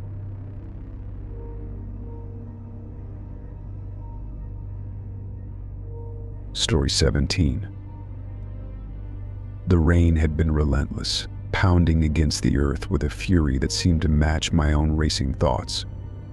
I sat in my car, staring out at the darkened street, my mind consumed by worry and uncertainty. It had been a long day, filled with stress and frustration, and all I wanted was to go home and escape into the comfort of my own bed. But as I reached for the door handle, something caught my eye: a message written in the mud that coated my windshield. I squinted through the rain-splattered glass, trying to make out the words. And then, as if by some cruel twist of fate, I saw it: a warning, scrawled in uneven letters: "Don't go home." My heart skipped a beat as I read the message, my mind reeling with a mixture of fear and confusion. Who had written it, and why? And what danger awaited me at home that warranted such a dire warning? With trembling hands, I reached for my phone, my fingers fumbling as I dialed the number for the local police department. But as the line rang on the other end, a sense of dread settled over me like a suffocating blanket. What if they didn't believe me? What if they dismissed the message as a prank or a figment of my imagination? Before I could second-guess myself, I slammed the phone back into its cradle and shifted the car into gear. I had to see for myself what was waiting for me at home, regardless of the risk. The drive felt endless, each mile stretching out before me like an eternity. With each passing minute, my anxiety grew, the weight of the warning message heavy on my mind. What could possibly be waiting for me at home that was so dangerous? Finally, I pulled into the driveway, my heart pounding in my chest. The house loomed before me, its windows dark and foreboding in the dim light of the street lamps. With a deep breath, I stepped out of the car and approached the front door, my senses on high alert. But as I reached for the doorknob, a voice called out from the darkness, freezing me in place. "Don't go in there." I spun around to find a figure standing in the shadows, their features obscured by the darkness. Panic surged through me as I took a step back, my eyes wide with fear. "Who are you?" I demanded, my voice trembling. But the figure merely shook their head, their expression unreadable. "You need to leave," they said, their voice urgent. "There's something in there, something dangerous."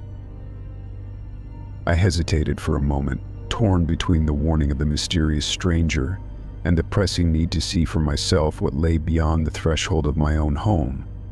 But then, with a sense of determination, I pushed past them and stepped inside. The house was eerily silent as I made my way through the darkened rooms, my heart pounding in my chest. Each creak of the floorboards sent a shiver down my spine, every shadow seeming to hide some unseen threat. But as I searched, I found nothing: no intruders, no signs of danger, nothing to suggest that the warning message had been anything more than a cruel prank. I felt a sense of relief wash over me as I realized that I had been foolish to let fear guide my actions. And then, just as suddenly as it had begun, the lights flickered to life, illuminating the room in a warm, comforting glow. Confusion clouded my mind as I looked around, trying to make sense of what was happening. And that's when I saw a figure standing in the corner of the room, their features obscured by the shadows.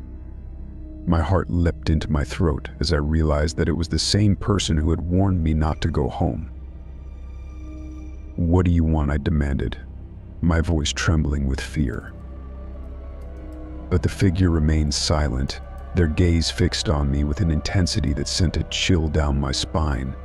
And then, without a word, they turned and disappeared into the darkness, leaving me alone once more. I stood there for a moment, unsure of what to do next. The warning message, the mysterious stranger, it all seemed to point to something sinister lurking just beneath the surface of my seemingly ordinary life. With a sense of dread gnawing at my stomach, I made my way back to the car and drove away. The image of the figure burned into my mind. And as I looked back at the house one last time, I couldn't shake the feeling that I was leaving behind more than just bricks and mortar. I was leaving behind a mystery that begged to be solved, a danger that lurked just out of reach, waiting to strike when least expected. Story 18. The bustling city street hummed with activity as I made my way through the crowd, lost in my own thoughts. It had been a long day, filled with meetings and deadlines, and all I wanted was to get home and relax. But as I reached the intersection, something caught my eye, a figure standing across the street, staring at me with an intensity that sent a shiver down my spine. I froze in place, my heart pounding in my chest, as I realized that the person staring at me looked exactly like me. It was as if I was looking into a mirror, the same features, the same hair, the same clothes. But there was something off about their expression, something cold and calculating that sent a chill down my spine. For a moment we stood there, locked in a silent standoff, the chaos of the city fading into the background as the world seemed to narrow down to just the two of us. And then, just as suddenly as they had appeared, they were gone, disappearing into the crowd without a trace. I blinked, rubbing my eyes in disbelief, but there was no sign of them to be found. Had I imagined the whole thing? Was it just a trick of the light, a momentary lapse in reality? But deep down, I knew that wasn't the case. There was something strange and otherworldly about the encounter, something that defied rational explanation.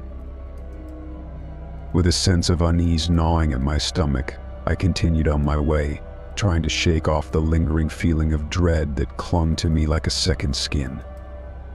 But no matter how hard I tried, I couldn't shake the memory of the doppelganger standing across the street, their eyes boring into mine with an intensity that seemed to pierce through to my very soul. As I reached my apartment building and stepped inside, the events of the day weighed heavily on my mind. I couldn't shake the feeling that I was being watched, that there was something lurking just beyond the edge of my perception, waiting to reveal itself when least expected. With a sense of trepidation, I made my way up to my apartment, the hallway eerily silent as I fumbled for my keys. But as I stepped inside and closed the door behind me, a sense of relief washed over me. I was finally home, safe and sound. Or so I thought. As I settled in for the night, the memory of the doppelganger continued to haunt me. Their image burned into my mind like a lingering shadow. Try as I might, I couldn't shake the feeling that there was more to the encounter than met the eye, that there was some dark force at work behind the scenes, pulling the strings of my reality like a puppet master.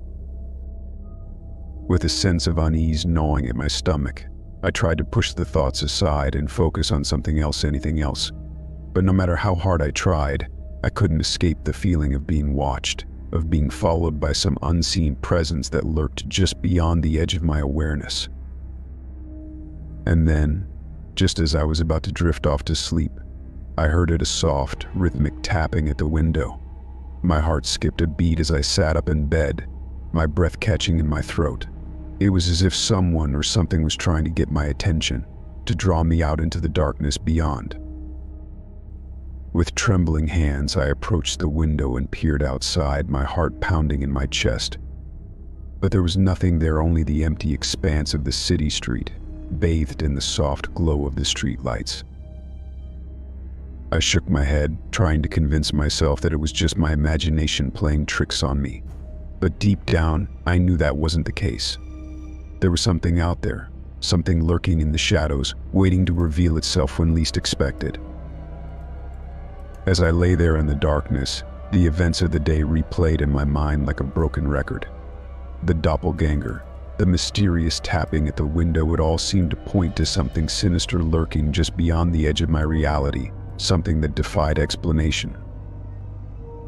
With a sense of dread gnawing at my stomach, I pulled the covers tightly around me and closed my eyes, hoping against hope that I would wake up to find that it had all been just a bad dream. But deep down, I knew that the truth was far more terrifying than anything I could have ever imagined. And as I drifted off into an uneasy sleep, I couldn't shake the feeling that I was being watched, that there was something out there, lurking in the darkness, waiting to strike when least expected. Story 19. The sun hung low in the sky as I ventured into the heart of the forest, the dense canopy casting a shadowy veil over the world below. I had set out on this hike in search of solace and adventure, eager to lose myself in the beauty of nature and escape the stresses of everyday life. But as the hours passed and the shadows lengthened, I realized that I had ventured deeper into the woods than I had intended. The path beneath my feet grew fainter with each step, obscured by fallen leaves and tangled undergrowth. A sense of unease crept over me as I realized that I was lost, adrift in a sea of towering trees and whispering winds. The forest seemed to come alive around me, the rustle of leaves and the creak of branches echoing through the stillness like an eerie symphony. With each passing moment, my anxiety grew, the silence of the woods pressing in on me like a suffocating blanket. And then, just when I thought I couldn't bear it any longer, I heard it, a soft, insistent whispering that seemed to emanate from the very heart of the forest. I strained to make out the words, my heart pounding in my chest as I listened to the eerie chorus of voices that surrounded me. They spoke of my deepest fears and insecurities, weaving a tapestry of doubt and despair that threatened to consume me whole. Panic surged through me as I stumbled forward, desperate to escape the clutches of the whispering woods. But no matter which direction I turned, the voices followed, their haunting refrain echoing in my ears like a relentless drumbeat. And then, just when I thought I couldn't take it any longer, the path vanished beneath my feet, leaving me stranded in the heart of the forest with no way out. I wandered aimlessly through the woods, my mind clouded with fear and uncertainty. The trees seemed to close in around me, their branches reaching out like gnarled fingers, trapping me in their twisted embrace. Hours passed, and still I found no escape from the labyrinth of trees that surrounded me. The whispering grew louder with each passing moment, their words a constant barrage of doubt and despair. But just when I thought I couldn't bear it any longer, a glimmer of hope appeared on the horizon, a faint shaft of light filtering through the dense canopy above.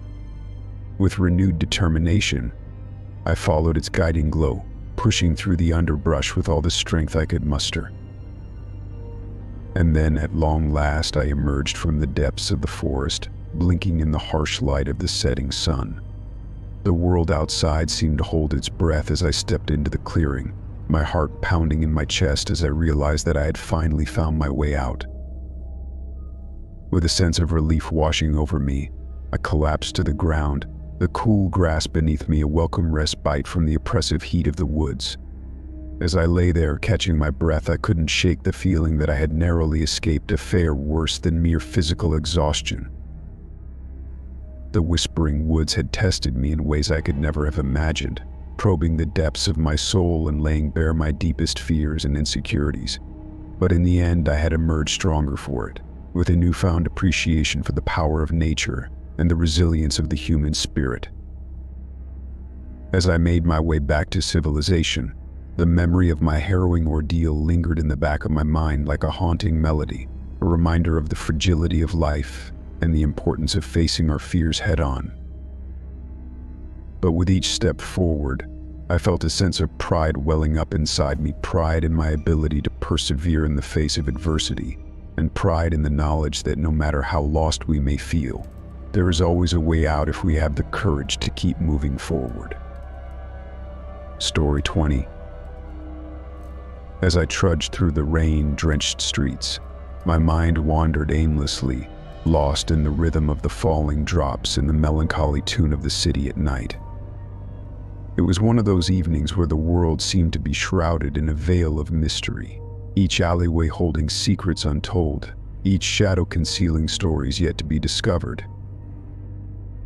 And then, amidst the patter of raindrops on pavement, I saw a silhouette looming in the darkness, barely discernible against the dim glow of the streetlights. It was an abandoned car, its once vibrant color dulled by time and neglect, its windows fogged with condensation.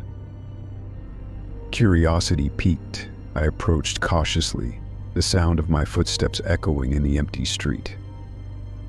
As I drew closer, the faint murmur of music reached my ears, a soft melody emanating from within the car, cutting through the silence like a whisper in the night.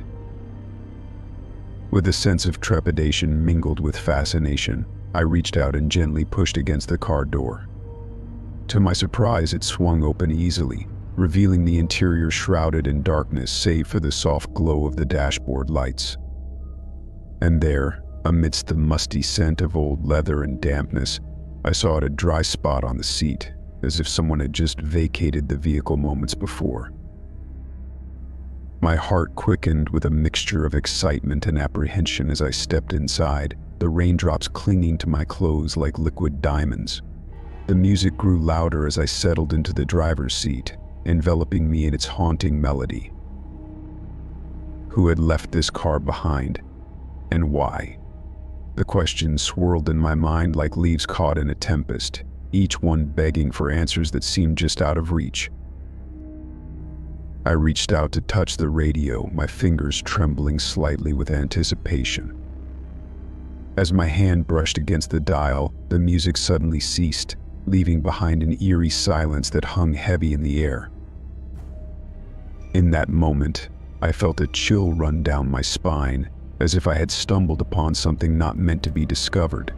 But curiosity, that insatiable hunger for the unknown, urged me onward. With a deep breath, I turned the key in the ignition, half expecting the car to roar to life with a mind of its own. But there was nothing, only the dull click of the engine failing to start, echoing in the emptiness of the night. Undeterred, I began to explore the car, searching for clues that might unravel the mystery of its abandonment. Papers littered the floor, their edges curled with dampness, their ink blurred by the relentless onslaught of rain. And then, hidden beneath a pile of forgotten debris, I found a photograph, faded and creased with age, depicting a family smiling joyfully at the camera. There was a man, his face weathered with time but his eyes still twinkling with mischief, a woman with laughter lines etched around her eyes, and a child, her expression filled with innocence and wonder. As I studied the photograph, a wave of sadness washed over me, accompanied by a pang of longing for a past that seemed forever out of reach. Who were these people, and what had led them to abandon their car on a rainy night such as this? Lost in thought, I hardly noticed the sound of approaching footsteps until they were right upon me.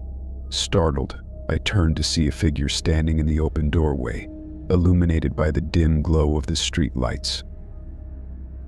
It was a woman, her features obscured by the shadows, her eyes shimmering with a mixture of fear and determination. For a moment, we simply stared at each other, two strangers brought together by circumstance and curiosity. And then, without a word, she stepped forward and took my hand in hers, her grip firm yet gentle. In that moment, I felt a connection between us, as if we were kindred spirits bound by a shared sense of longing and loss. Together we sat in silence, the rain drumming against the roof of the car like a steady heartbeat.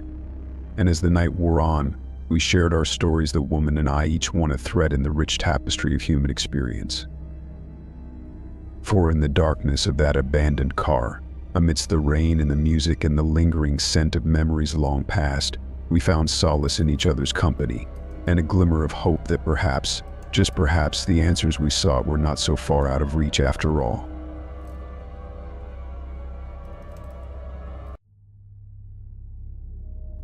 Story 21. The rain fell in a relentless cascade, a steady drumming against the windows that echoed the tumultuous rhythm of my racing heart. I sat alone in the dimly lit living room, the only company the flickering glow of the television casting dancing shadows across the walls. Outside, the world was shrouded in darkness, the only illumination provided by the occasional flash of lightning that streaked across the sky like a celestial firework. As I sat there, lost in the hypnotic dance of raindrops against glass, a sudden movement caught my eye, a flicker of movement amidst the gloom outside. I froze, my breath catching in my throat as I strained to see through the rain-streaked window. And there it was, a face, pale and ethereal, hovering just beyond the pane, its features distorted by the rivulets of water that cascaded down the glass. For a moment, I could do nothing but stare, my mind refusing to comprehend the impossibility of what lay before me. But then, with a shiver that cut through me like ice, I realized that I was not alone, that someone or something was watching me from the other side. Heart pounding, I stumbled to my feet, my limbs heavy with a mixture of fear and adrenaline. With trembling hands, I reached for the door, my fingers fumbling with the lock as I struggled to break free from the suffocating grip of terror. Finally, with a sharp click, the door swung open, revealing a world cloaked in darkness and rain. Stepping outside, I squinted against the deluge, scanning the shadows for any sign of the mysterious intruder. But there was nothing, no footprints in the muddy ground, no trace of anyone or anything save for the relentless patter of rain against pavement. Confusion swirled within me, mingling with the lingering tendrils of fear that coiled around my heart like a serpent. Had I imagined it all? Was the face at the window nothing more than a trick of the light, a figment of my overactive imagination? But try as I might to dismiss it as such, I could not shake the feeling that I was being watched, that unseen eyes followed my every move, lurking in the darkness just beyond the reach of my senses. With a sense of unease gnawing at my insides, I retreated back into the safety of my home, the door closing with a hollow thud behind me. Alone once more, I sank onto the couch, the events of the evening replaying in my mind like a broken record. Hours passed in agonizing silence, the rain outside gradually tapering off into a gentle drizzle.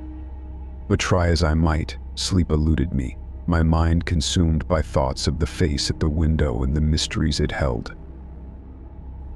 And then, just as the first light of dawn began to filter through the curtains, I heard a soft tapping against the glass, barely audible over the whisper of raindrops on the roof. Heart pounding, I crept towards the window, the floorboards creaking beneath my feet like the groan of a dying tree. With trembling hands, I pulled back the curtain, half expecting to come face to face with the specter that haunted my dreams. But there was nothing, only the dim light of dawn filtering through the rain-soaked glass, casting long shadows across the room. Confusion clouded my thoughts as I scanned the empty expanse outside, searching for any sign of the mysterious visitor who had plagued my sleepless night. And then, just as I was about to turn away in defeat, I saw a single, perfect handprint pressed against the window, its outline stark against the backdrop of rain-streaked glass. With a gasp, I stumbled backwards, my heart pounding in my chest like a drumbeat of primal fear. How could this be? Who or what had left such a mark upon my window, and what did it want from me? For days afterward, I lived in a state of constant vigilance, my every move haunted by the specter of the face at the window. But despite my best efforts, I could find no answers, no explanation for the events that had transpired. And so, In the end, I was left with nothing but questions that would forever remain unanswered, lost in the mists of time like tears in the rain. Story 22. The storm raged outside with a fury matched only by the turmoil within my own mind. With each flash of lightning, the world outside was momentarily illuminated, casting eerie shadows across the desolate landscape. Rain lashed against the windows like a relentless army of tiny soldiers, while the howling wind seemed to carry with it the whispers of 1,000 lost souls. Seeking refuge from the tempest, I stumbled upon an abandoned school, its weather-beaten facade standing as a silent sentinel against the relentless onslaught of nature. With a sense of both trepidation and relief, I pushed open the creaking doors and stepped inside, seeking shelter from the chaos that raged beyond. The interior of the school was cloaked in darkness, save for the occasional flicker of light from a broken fixture overhead. The air was heavy with the scent of dust and decay, and an oppressive silence hung over the deserted halls like a shroud. As I made my way through the labyrinthine corridors, the sound of my footsteps echoed hollowly against the walls, each footfall a reminder of my solitude in this forsaken place. And yet, despite the overwhelming sense of emptiness that surrounded me, there was something else, an undercurrent of something almost alive. It started as a whisper, barely audible above the roar of the storm outside, a soft murmur of laughter, distant and faint, like the fading memory of a dream. I froze, my heart skipping a beat, as I strained to listen, my senses on high alert for any sign of life within the abandoned school.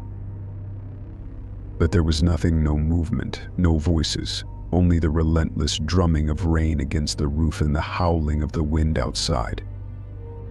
And yet, the laughter persisted, growing louder and more insistent with each passing moment, until it seemed to fill the very air around me like a tangible presence. With a sense of unease gnawing at my insides, I pressed onward, following the sound of laughter as it echoed through the labyrinth of empty corridors. It led me deeper into the heart of the school, twisting and turning like a ghostly trail through the darkness. And then suddenly I found myself standing before a door that seemed somehow different from the others, as if it held the key to the mysteries that lurked within this forsaken place. With trembling hands, I reached out and pushed it open, the hinges groaning in protest as it swung inward to reveal what lay beyond. What I found there defied all logic and reason. A classroom, bathed in the soft glow of moonlight filtering through a broken window, filled with children laughing and playing as if the world outside did not exist. They ran and skipped and danced with abandon, their voices rising in a joyous cacophony that seemed to shake the very foundations of the school. But as I stepped closer, a sense of dread washed over me like a tidal wave, threatening to engulf me in its icy embrace. For these were not ordinary children, not flesh and blood, but ethereal apparitions, their forms flickering and fading like shadows in the night. And yet, despite their otherworldly nature, there was something undeniably human about them, their laughter, their smiles, their innocent delight in the simple act of being alive. It was both beautiful and terrifying, a reminder of the fragility of existence and the fleeting nature of joy. I stood there, transfixed by the scene before me, unable to tear my eyes away from the ghostly children who frolicked in the moonlit classroom. And in that moment I realized that I was not afraid, not of the storm outside, nor of the spectral figures that danced before me, but of the emptiness that lurked within my own heart, a darkness far deeper and more profound than any storm could ever hope to be. With a heavy heart, I turned away from the classroom and retraced my steps through the deserted halls of the abandoned school. The laughter faded into the distance, a haunting echo of a world that existed only in my imagination. And yet, as I stepped back out into the storm-ravaged night, I carried with me a glimmer of hope, a reminder that even in the darkest of times, there is still beauty to be found, if only we have the courage to seek it out. Story 23. The day had been long and exhausting, the weight of the world pressing down on my shoulders like a burden too heavy to bear. As I trudged through the crowded streets, the fading light of dusk casting long shadows across the pavement, all I could think about was getting home and sinking into the comfort of my own bed. And so, with a sigh of relief, I finally reached the bus stop, the familiar red and white sign beckoning me like a beacon of hope in the gathering darkness. The last bus of the night was due to arrive any moment, its arrival heralded by the distant rumble of an engine and the faint glow of headlights in the distance. But as the bus pulled up to the curb, something felt off. The driver, a stern-faced man with eyes like chips of ice, barely spared me a glance as I climbed aboard, his attention fixed firmly on the road ahead. There was a tension in the air, a sense of unease that hung over the interior of the bus like a shroud. Ignoring the warning bells that sounded in the back of my mind, I took a seat near the front, my gaze fixed on the passing scenery outside. But as the bus began to move, I realized with a start that something was wrong, that we were not following the usual route home. Panic rose within me like a tide, threatening to overwhelm my senses as I watched in horror as familiar landmarks gave way to unfamiliar streets and alleyways. The other passengers seemed oblivious to the change, lost in their own thoughts or perhaps resigned to their fate. Desperate for answers, I turned to the driver, my voice trembling with fear as I asked him where we were going. But he simply ignored me, his eyes fixed firmly on the road ahead as if I did not exist. With a sinking feeling in the pit of my stomach, I realized that I was alone on a bus hurtling through the night towards destinations unknown, with no one to turn to for help. As the journey stretched on, the bus grew emptier and emptier, the other passengers disappearing one by one until I was the only one left.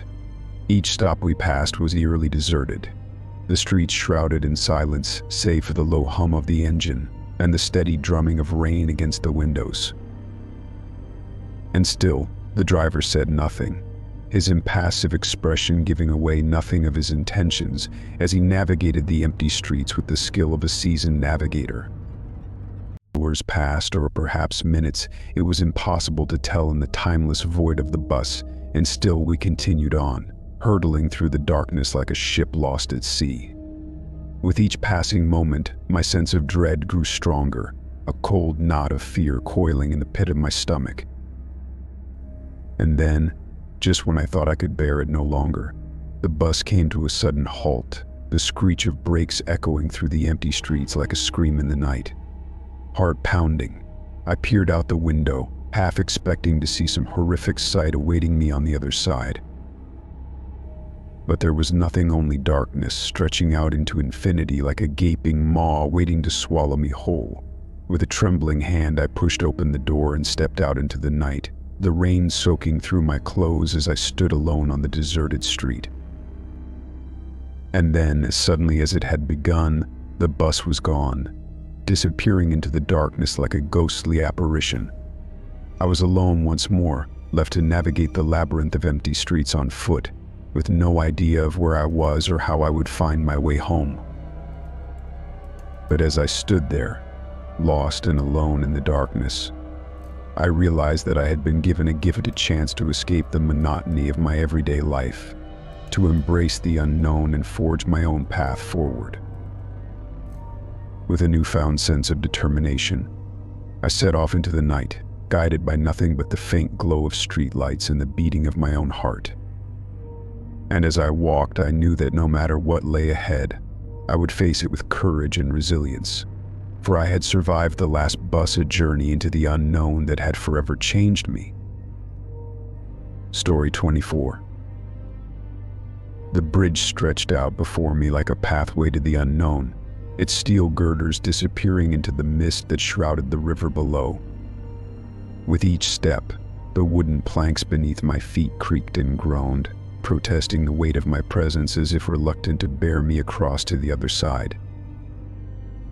But it wasn't just the bridge itself that gave me pause, it was the sensation that accompanied my journey across it. A feeling of resistance that seemed to push against me with every step I took. It was as if some unseen force were urging me to turn back, to retreat from the precipice of the unknown and seek solace in the safety of familiar shores. And yet, despite the mounting sense of unease that gnawed at my insides, I pressed onward, my curiosity driving me forward, even as my instincts screamed for me to flee. As I reached out to steady myself against the icy cold of the guardrail, a shiver ran down my spine, the metal biting into my flesh like the jaws of some unseen predator. But it was not just the chill of the metal that set my teeth on edge, it was the sensation of something else, something intangible yet undeniably present. With a sense of growing dread, I looked down at my hand, expecting to see nothing but the imprint of my own fingers against the frost-covered surface. But what I saw instead sent a chill down my spine, a series of handprints, fogged up from my breath, as if someone or something had been there beside me, guiding me across the bridge with a touch as cold as death itself. Heart pounding, I recoiled from the guardrail, my mind racing with 1,000 unanswered questions. Who or what had left those handprints behind? And why did I feel as if I were being watched, even now, as I stood alone on the bridge? Desperate for answers, I glanced around, my eyes scanning the mist-shrouded landscape for any sign of life. But there was nothing, only the sound of my own ragged breath echoing in the silence, the steady rhythm of my heartbeat drowning out all other noise. With a sense of foreboding that threatened to consume me whole, I turned back towards the path ahead, each step heavier than the last as I made my way across the bridge. The mist seemed to close in around me, thick and suffocating, obscuring my vision and leaving me feeling disoriented and alone.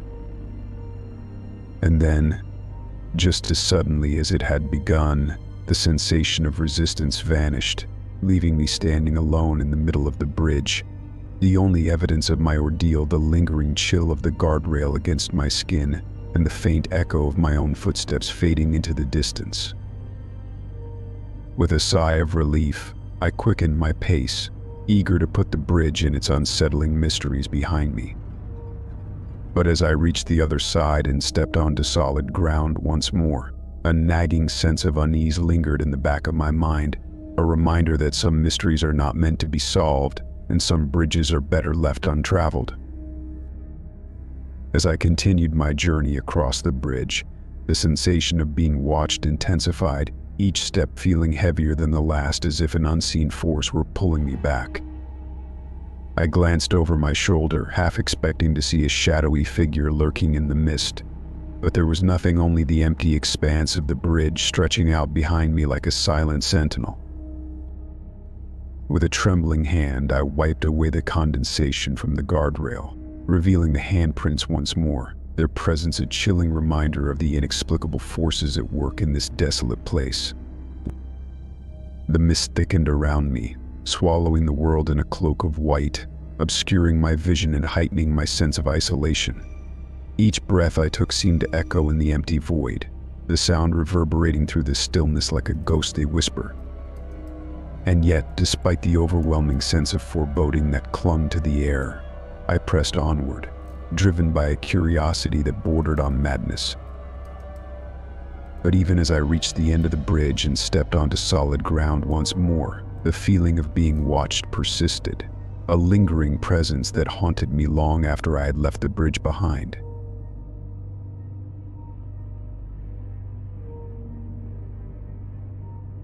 Story 25. The camping trip had been a much-needed escape from the hustle and bustle of city life, a chance to reconnect with nature and leave behind the stresses of work and responsibilities. Nestled amidst the towering trees and babbling brooks of the wilderness, our campsite seemed like a sanctuary, a refuge from the chaos of the modern world. But as the night wore on and the darkness deepened, a sense of unease settled over our little group like a heavy blanket. The crackling fire provided some solace against the encroaching shadows, its warm glow dancing across our faces as we sat huddled together, sharing stories and laughter in an effort to ward off the growing sense of dread that lurked just beyond the edge of our campsite. And then, as if sensing our vulnerability, the storm came, a tempest of wind and rain that lashed against our flimsy tent with a ferocity that sent shivers down our spines. We huddled together for warmth, the fabric of the tent groaning and creaking under the force of the elements, our hearts pounding in time with the thunder that rumbled ominously in the distance. It was in the midst of this chaos that I awoke, my senses reeling as I found myself surrounded by darkness and the sound of rain drumming against the canvas above. For a moment I lay there disoriented, unsure of what had roused me from sleep. But then, as my eyes adjusted to the dim light, I saw the tent flap hanging open, the rain-soaked ground outside illuminated by the soft glow of the dying fire. My heart quickened with a mixture of fear and confusion as I sat up, my mind racing with possibilities. Had someone or something entered our campsite in the dead of night? And if so, what had they been searching for amidst our scattered gear? With a sense of trepidation, I crawled out of the tent and into the rain-soaked night, the mud squelching beneath my feet as I surveyed the scene before me. Our belongings lay scattered haphazardly across the ground, the rain washing away any traces of whatever or whoever had been there before.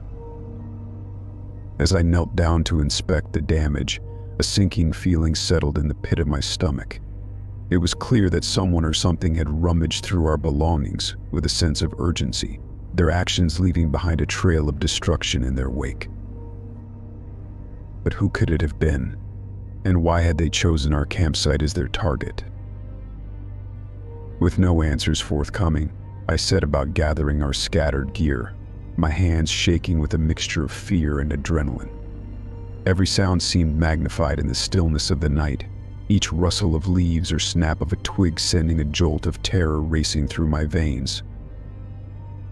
And then, just as I was about to give up hope of finding any explanation for the events that had transpired, I spotted something, a set of footprints leading away from the campsite, disappearing into the darkness like a ghostly apparition.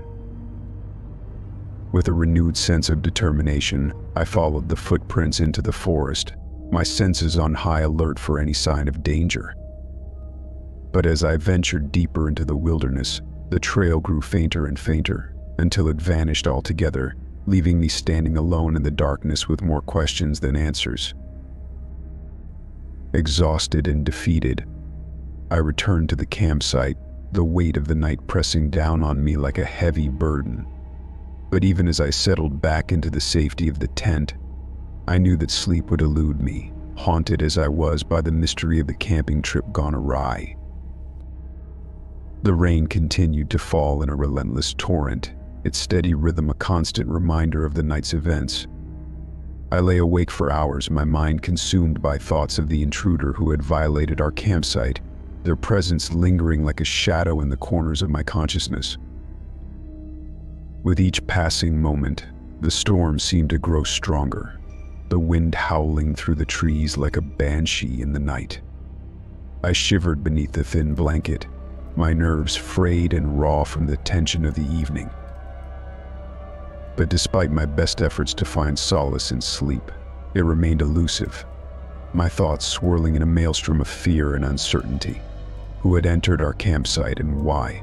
And more importantly, were they still out there, lurking in the darkness just beyond the reach of my senses?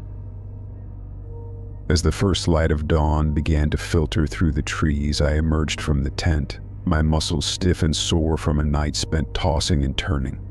The campsite lay quiet and still, the only sound the gentle patter of rain against the leaves. With a heavy heart, I set about packing up our belongings, the events of the night still fresh in my mind.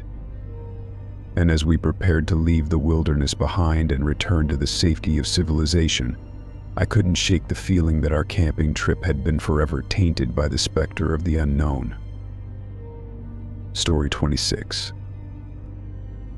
The old mill stood like a relic of a bygone era, its weather-beaten exterior bearing the scars of decades of neglect and decay. Intrigued by the promise of forgotten secrets hidden within its crumbling walls, I ventured inside, my footsteps echoing hollowly in the empty silence. The air was thick with dust and the musty scent of ancient wood, and the floorboards groaned beneath my weight as I made my way through the dimly lit interior. Shafts of sunlight filtered through broken windows, casting eerie shadows across the debris-strewn floor. As I explored further, my eyes were drawn to a set of footprints fresh and distinct in the layer of dust that coated the floor. They led towards a narrow staircase that descended into the darkness below, disappearing into the depths of the mill's basement. With a mixture of trepidation and curiosity, I followed the footprints, my heart pounding in my chest with each step I took. The air grew colder as I descended, the darkness pressing in around me like a suffocating embrace. At the bottom of the stairs, I found myself in a cavernous chamber, the air thick with the scent of damp earth and decay. The footprints led deeper into the darkness, disappearing into the shadows like a trail of breadcrumbs leading to some unseen destination. With a sense of mounting unease, I pressed onward, my footsteps echoing loudly in the silence as I navigated the labyrinthine passages of the basement. The walls seemed to close in around me, the darkness pressing down on me like a weight as I struggled to make sense of the strange and eerie atmosphere that pervaded the space. And then, just when I thought I could bear it no longer, I stumbled upon a discovery that sent a chill down my spine. A door, hidden away in the depths of the basement, its surface worn and weathered with age. With trembling hands, I pushed open the door and stepped into a room bathed in flickering candlelight. The air was thick with the scent of incense, and strange symbols adorned the walls, their meaning lost to the passage of time. But it was not the sight of the room that sent a shiver down my spine, it was what lay at its center. A figure, cloaked in shadow, stood before me, its features obscured by the dim light that danced across its form. For a moment I stood frozen in fear, unable to tear my gaze away from the mysterious figure that loomed before me. And then, with a voice like the whisper of the wind through the trees, it spoke. "Do not be afraid," it said, its words echoing in the stillness of the room. "I mean you no harm." With a sense of relief washing over me, I stepped forward, my curiosity overcoming my fear as I approached the figure. As I drew closer, its features became clearer, and I saw that it was not a creature of darkness, but a man whose eyes held a wisdom far beyond his years. He spoke of secrets hidden within the walls of the old mill, of mysteries waiting to be uncovered by those brave enough to seek them out. And as he spoke, I felt a sense of purpose stirring within me, a determination to unravel the enigma that lay at the heart of this ancient place. Together we delved deeper into the depths of the mill, uncovering hidden passages and forgotten chambers hidden from the prying eyes of the world above. And with each discovery I felt a sense of exhilaration unlike anything I had ever known, a sense of belonging in a world where the line between reality and fantasy blurred into nothingness. But as we ventured deeper into the darkness, I couldn't shake the feeling that something was watching us, something malevolent and hungry, lurking in the shadows just out of sight. And then, just as suddenly as it had begun, our exploration came to an abrupt end. We stumbled upon a chamber unlike any we had seen before, its walls adorned with strange symbols and intricate carvings that seemed to pulse with a life of their own. But before we could investigate further, a sound echoed through the darkness, a sound like the rumble of thunder in the distance, growing louder and more insistent with each passing moment. With a sinking feeling in the pit of my stomach, I turned to the man beside me, but he was gone, vanished into thin air like a wisp of smoke on the wind. Alone and afraid, I fled from the chamber, the sound of my footsteps echoing in the darkness as I raced back towards the safety of the surface. And as I emerged from the depths of the old mill, I knew that I had stumbled upon something far more dangerous than I had ever imagined, a secret that had been hidden for a reason, and one that would haunt me for the rest of my days. Story 27. The long drive stretched out before me like an endless ribbon of asphalt, the landscape passing by in a blur of colors and shapes. With each passing mile, the familiar sights and sounds of civilization faded into the distance, replaced by the solitude of the open road and the quiet hum of the engine beneath me. As I drove, my mind wandered back to my hometown, a small community nestled amidst the rolling hills of the countryside. It had been weeks since I had last visited, weeks since I had seen the familiar faces of friends and family, and the thought of returning filled me with a sense of longing and anticipation. But as I reached for the radio dial to break the monotony of the drive, a strange sense of unease settled over me. Every station I tuned to seemed to be broadcasting the same news: a catastrophic event unfolding in my hometown, details sketchy and unreliable, but the sense of urgency unmistakable. My heart pounding in my chest, I reached for my phone, desperate to verify the reports with a call home. But to my growing horror, each attempt went unanswered, the silence on the other end of the line deafening in its implications. With a sinking feeling in the pit of my stomach, I continued to drive, the minutes stretching into hours as I raced towards my destination. The radio continued to blare with updates on the unfolding crisis, each report more dire than the last, but the details remained frustratingly vague, leaving me with more questions than answers. As the sun dipped below the horizon and the sky turned a deep shade of indigo, I finally reached the outskirts of my hometown. But what I found there was not the bustling community I remembered, but a ghost town, a shadow of its former self, its streets empty and its buildings silent. With a sense of growing dread, I drove through the deserted streets, the only sound the soft hum of the engine and the distant wail of sirens in the distance. It was as if the town had been frozen in time, trapped in some strange limbo between past and present. Its inhabitants vanished without a trace. As I reached the town square, I spotted a group of people gathered around a makeshift campfire, their faces drawn and weary, their eyes haunted by the horrors they had witnessed. With a sense of urgency, I approached them, desperate for answers to the questions that burned in my mind. But what I heard only deepened the mystery, a tale of destruction and devastation, of a cataclysmic event that had torn through the town like a force of nature, leaving nothing but chaos and despair in its wake. And yet, amidst the ruins, there were whispers of hope, of survivors huddled in makeshift shelters, of communities banding together in the face of adversity, of a resilience that defied all odds. With a renewed sense of purpose, I set out into the darkness, determined to find my loved ones and uncover the truth behind the catastrophe that had befallen my hometown.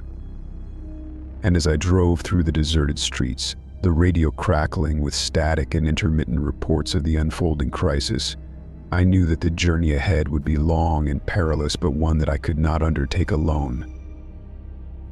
For in the face of tragedy and despair, there is always hope and the strength to endure, no matter what challenges lie ahead. As I drove deeper into the heart of my hometown, the devastation became more apparent. Buildings lay in ruins, their shattered remains a stark testament to the violence of the event that had torn through the community. Debris littered the streets, and the air was thick with the acrid scent of smoke and destruction.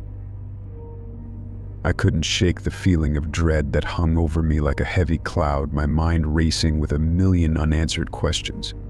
What had caused this catastrophe? Where were the people who had once called this place home? And most importantly, were my loved ones safe? With each passing moment, the sense of urgency grew stronger, driving me forward, even as fear threatened to paralyze me. I stopped to ask the few survivors I encountered if they had seen or heard anything about my family, but their responses were vague and unhelpful, their own struggles with the aftermath of the disaster consuming their attention. As I neared my childhood home, my heart pounded in my chest, my hands shaking on the steering wheel. The once familiar streets now seemed like a labyrinth of despair, every corner hiding some new horror waiting to be discovered. But when I finally arrived at the place where I had spent so many happy years, what I found was almost too much to bear. The house stood in ruins, its roof collapsed and its walls reduced to rubble. I stumbled through the wreckage, calling out for any sign of life, but my cries were met only with silence. Tears stung my eyes as I realized the enormity of the loss, the weight of it crushing me like a ton of bricks. How could this have happened? How could everything I had ever known and loved be destroyed in an instant, leaving nothing behind but memories and ashes? But even in the depths of my despair, a glimmer of hope remained, a small voice whispering in the back of my mind that perhaps against all odds, my family had survived. With renewed determination, I set out once more, determined to find them no matter what obstacles lay in my path. And as I drove through the wreckage of my hometown, the radio crackling with intermittent reports of the disaster that had befallen us, I clung to that hope like a lifeline, knowing that no matter how dark the night may seem, there is always the promise of a new dawn on the horizon.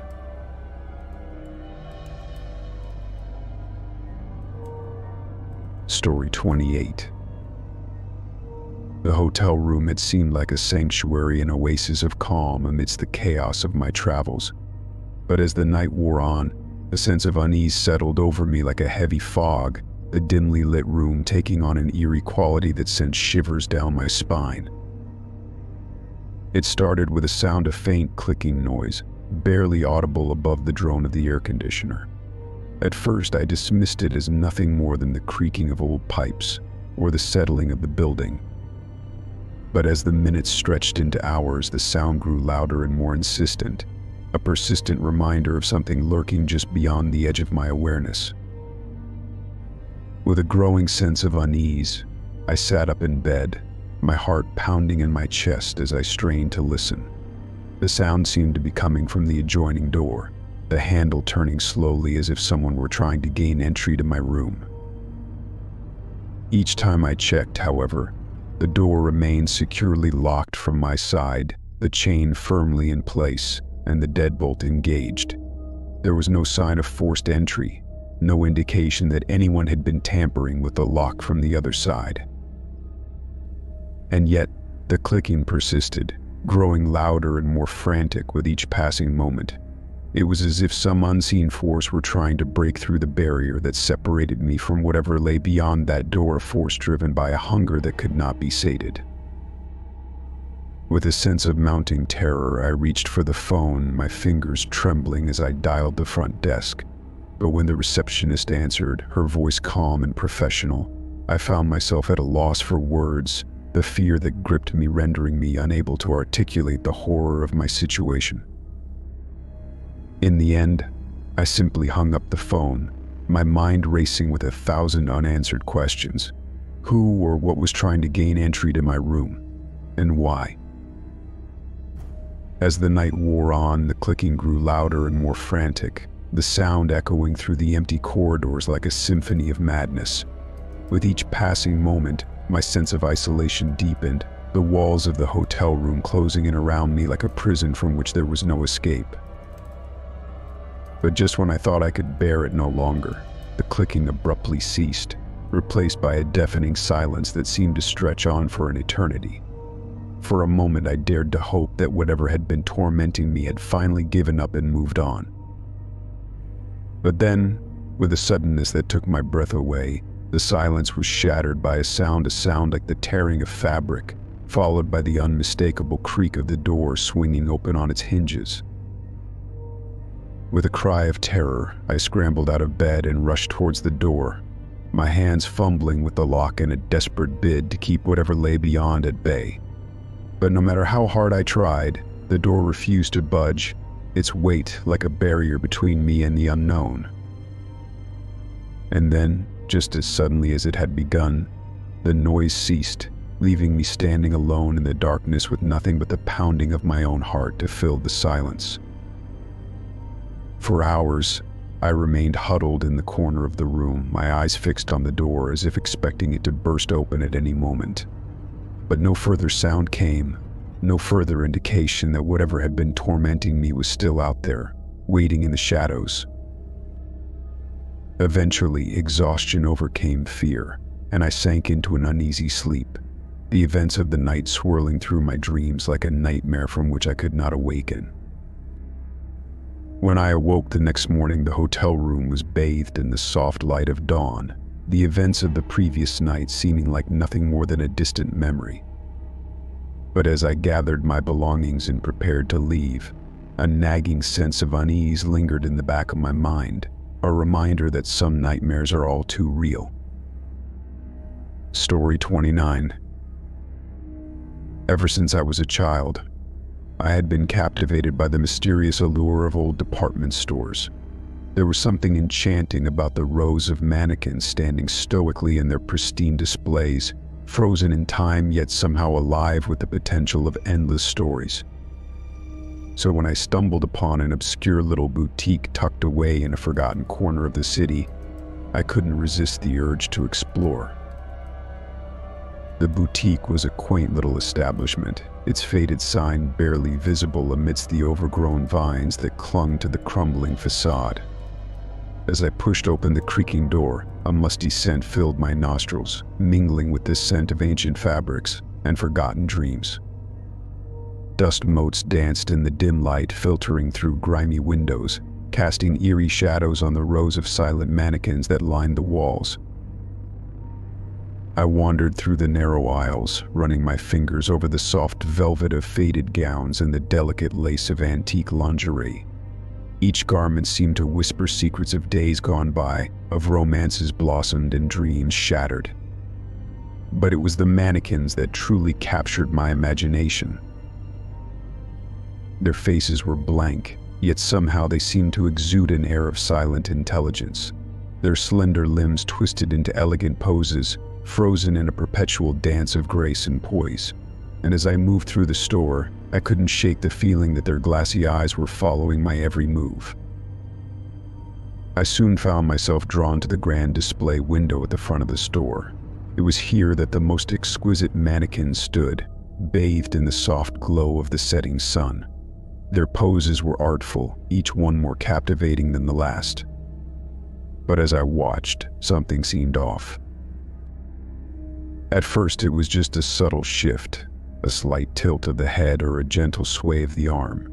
I blinked, convinced that it was just a trick of the light. But when I looked again, the mannequins had changed positions. I rubbed my eyes, feeling a shiver run down my spine. Surely it was just my imagination playing tricks on me. But as I continued to watch, the mannequins continued to move, each pose more unsettling than the last. I couldn't tear my eyes away as they twisted and contorted, their movements fluid yet somehow unnatural. It was as if they were alive, trapped in a silent ballet of their own creation. And as the last rays of sunlight faded from the sky, casting the store into darkness, I knew that I had stumbled upon something truly extraordinary. For days, I found myself drawn back to the boutique, unable to resist the allure of the moving mannequins. I would stand for hours, watching as they danced their silent dance, each movement more mesmerizing than the last. But try as I might, I could never catch them in the act. It was as if they knew I was watching, waiting until my gaze had drifted away before springing to life once more. I became obsessed, spending every spare moment trying to unravel the mystery of the moving mannequins. I pored over ancient books and whispered legends, searching for any clue that might explain their strange behavior. But the more I searched, the more elusive the truth became. It was during one of these late-night research sessions that I stumbled upon an old diary hidden away in the depths of the store. Its pages were yellowed with age, its ink faded to a ghostly whisper. But as I read the words scrawled across its brittle pages, I felt a chill run down my spine. The diary belonged to the original owner of the boutique, a reclusive seamstress known only as Madame Leroux. According to the entries, Madame Leroux had been a master of her craft, creating exquisite garments for the elite of society. But as her fame grew, So too did her obsession with perfection. In her quest to create the ultimate masterpiece, Madame Leroux had turned to dark and forbidden arts, weaving spells of enchantment in the very fabric of her creations. But as the power consumed her, so too did her creations come to life, trapped in a never-ending cycle of motion and madness. I could hardly believe what I was reading, yet the evidence was impossible to ignore. The moving mannequins were not merely figments of my imagination, but the twisted legacy of a woman consumed by her own ambition. Armed with this newfound knowledge, I knew that I had to put an end to the madness once and for all. With trembling hands, I gathered together the few belongings I had brought with me and prepared to confront the source of the enchantment. As I stood before the grand display window, the mannequins seemed to sense my presence, their movements growing more frantic with each passing moment. But I refused to be intimidated. With a determined resolve, I began to chant the ancient incantations I had unearthed, weaving my own magic into the fabric of the store. For a moment it seemed as though the spell had failed, the mannequins continuing their frenzied dance unabated. But then, slowly but surely, their movements began to falter, their graceful poses growing stiff and disjointed. And as the first light of dawn broke over the horizon, the enchantment finally broke, the mannequins freezing once more in their silent tableau. With a sigh of relief, I collapsed to the floor, the weight of the ordeal finally lifting from my weary shoulders. The boutique was still and silent once more, its secrets buried beneath layers of dust and memory. But as I made my way back out into the world, I knew that the moving mannequins would live on in my dreams, a reminder of the thin line between magic and madness. Story 30. Living in a bustling city high-rise, I had grown accustomed to the hum of daily life, the distant sounds of traffic, the chatter of neighbors, and the ever-present ding of the elevator as it shuttled residents up and down the building's towering floors. However, there was one peculiar occurrence that had begun to unsettle me: the mystery of the empty elevator. It all started innocuously enough. One evening, as I returned home from a long day at work, I pressed the button for my floor and stepped into the familiar confines of the elevator. The doors slid shut with a soft hiss, and the lift began its ascent. But when it reached my floor and the doors opened, there was nobody there. At first, I shrugged it off as a glitch in the system, or perhaps someone getting off on the wrong floor. However, as the days passed, the same thing happened again and again. The elevator would stop on my floor, the doors would open, and yet there would be nobody inside. At first, I dismissed it as mere coincidence, but as the phenomenon persisted, my curiosity grew. What was causing the elevator to stop on my floor if nobody was getting on or off? And more importantly, why did I hear the distinct sound of footsteps echoing out into the hallway each time the doors opened? Determined to unravel the mystery, I began to pay closer attention to the elevator's comings and goings. I timed my arrivals and departures, hoping to catch a glimpse of whoever or whatever was behind the strange occurrences. One evening, as I waited for the elevator to arrive, I noticed something peculiar. The digital display above the doors flickered briefly before settling on my floor number. It was as if the elevator was hesitating, as if unsure whether or not to stop. My heart began to race as the doors slid open, revealing the empty interior once more. But this time, as the doors lingered open, I heard something different. Instead of the usual silence, there was a faint whisper of movement, as if someone or something had just stepped out of the elevator and into the hallway beyond. With a surge of adrenaline, I stepped forward, peering cautiously into the dimly lit corridor. But try as I might, I could see no sign of anyone or anything that could explain the phantom footsteps. Determined to get to the bottom of the mystery, I decided to take matters into my own hands. Armed with a flashlight and a sense of trepidation, I embarked on a late-night stakeout, determined to catch the elusive presence in the act. For hours, I waited in the shadows, my eyes fixed on the elevator doors as they slid open and closed with mechanical precision. But no matter how long I waited, no matter how carefully I listened, there was no sign of the mysterious intruder. Just as I was about to give up hope, something caught my eye, a faint glimmer of movement in the corner of the hallway. With bated breath, I crept forward, my heart pounding in my chest.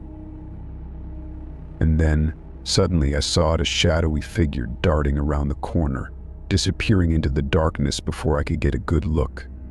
Without a second thought, I gave chase, my footsteps echoing off the polished floors as I raced through the deserted corridors of the building. But no matter how fast I ran, no matter how close I came, the figure always seemed to elude me, slipping away into the shadows like a ghost in the night. Exhausted and frustrated, I returned to my apartment, my mind swirling with unanswered questions. Who or what was behind the empty elevator? And what did they want from me? As the days turned into weeks, the mystery only deepened, the empty elevator becoming a source of fear and fascination in equal measure. And though I never did uncover the truth behind the strange occurrences, I couldn't shake the feeling that I was being watched, that some unseen presence was lurking just beyond the edges of my perception, waiting for the perfect moment to reveal itself. In the end, I had no choice but to accept that some mysteries are simply beyond our understanding, destined to remain unsolved for eternity. And as I rode the elevator up to my floor each night, I couldn't help but wonder what other secrets lay hidden within the walls of the building, waiting to be discovered by those brave enough to seek them out.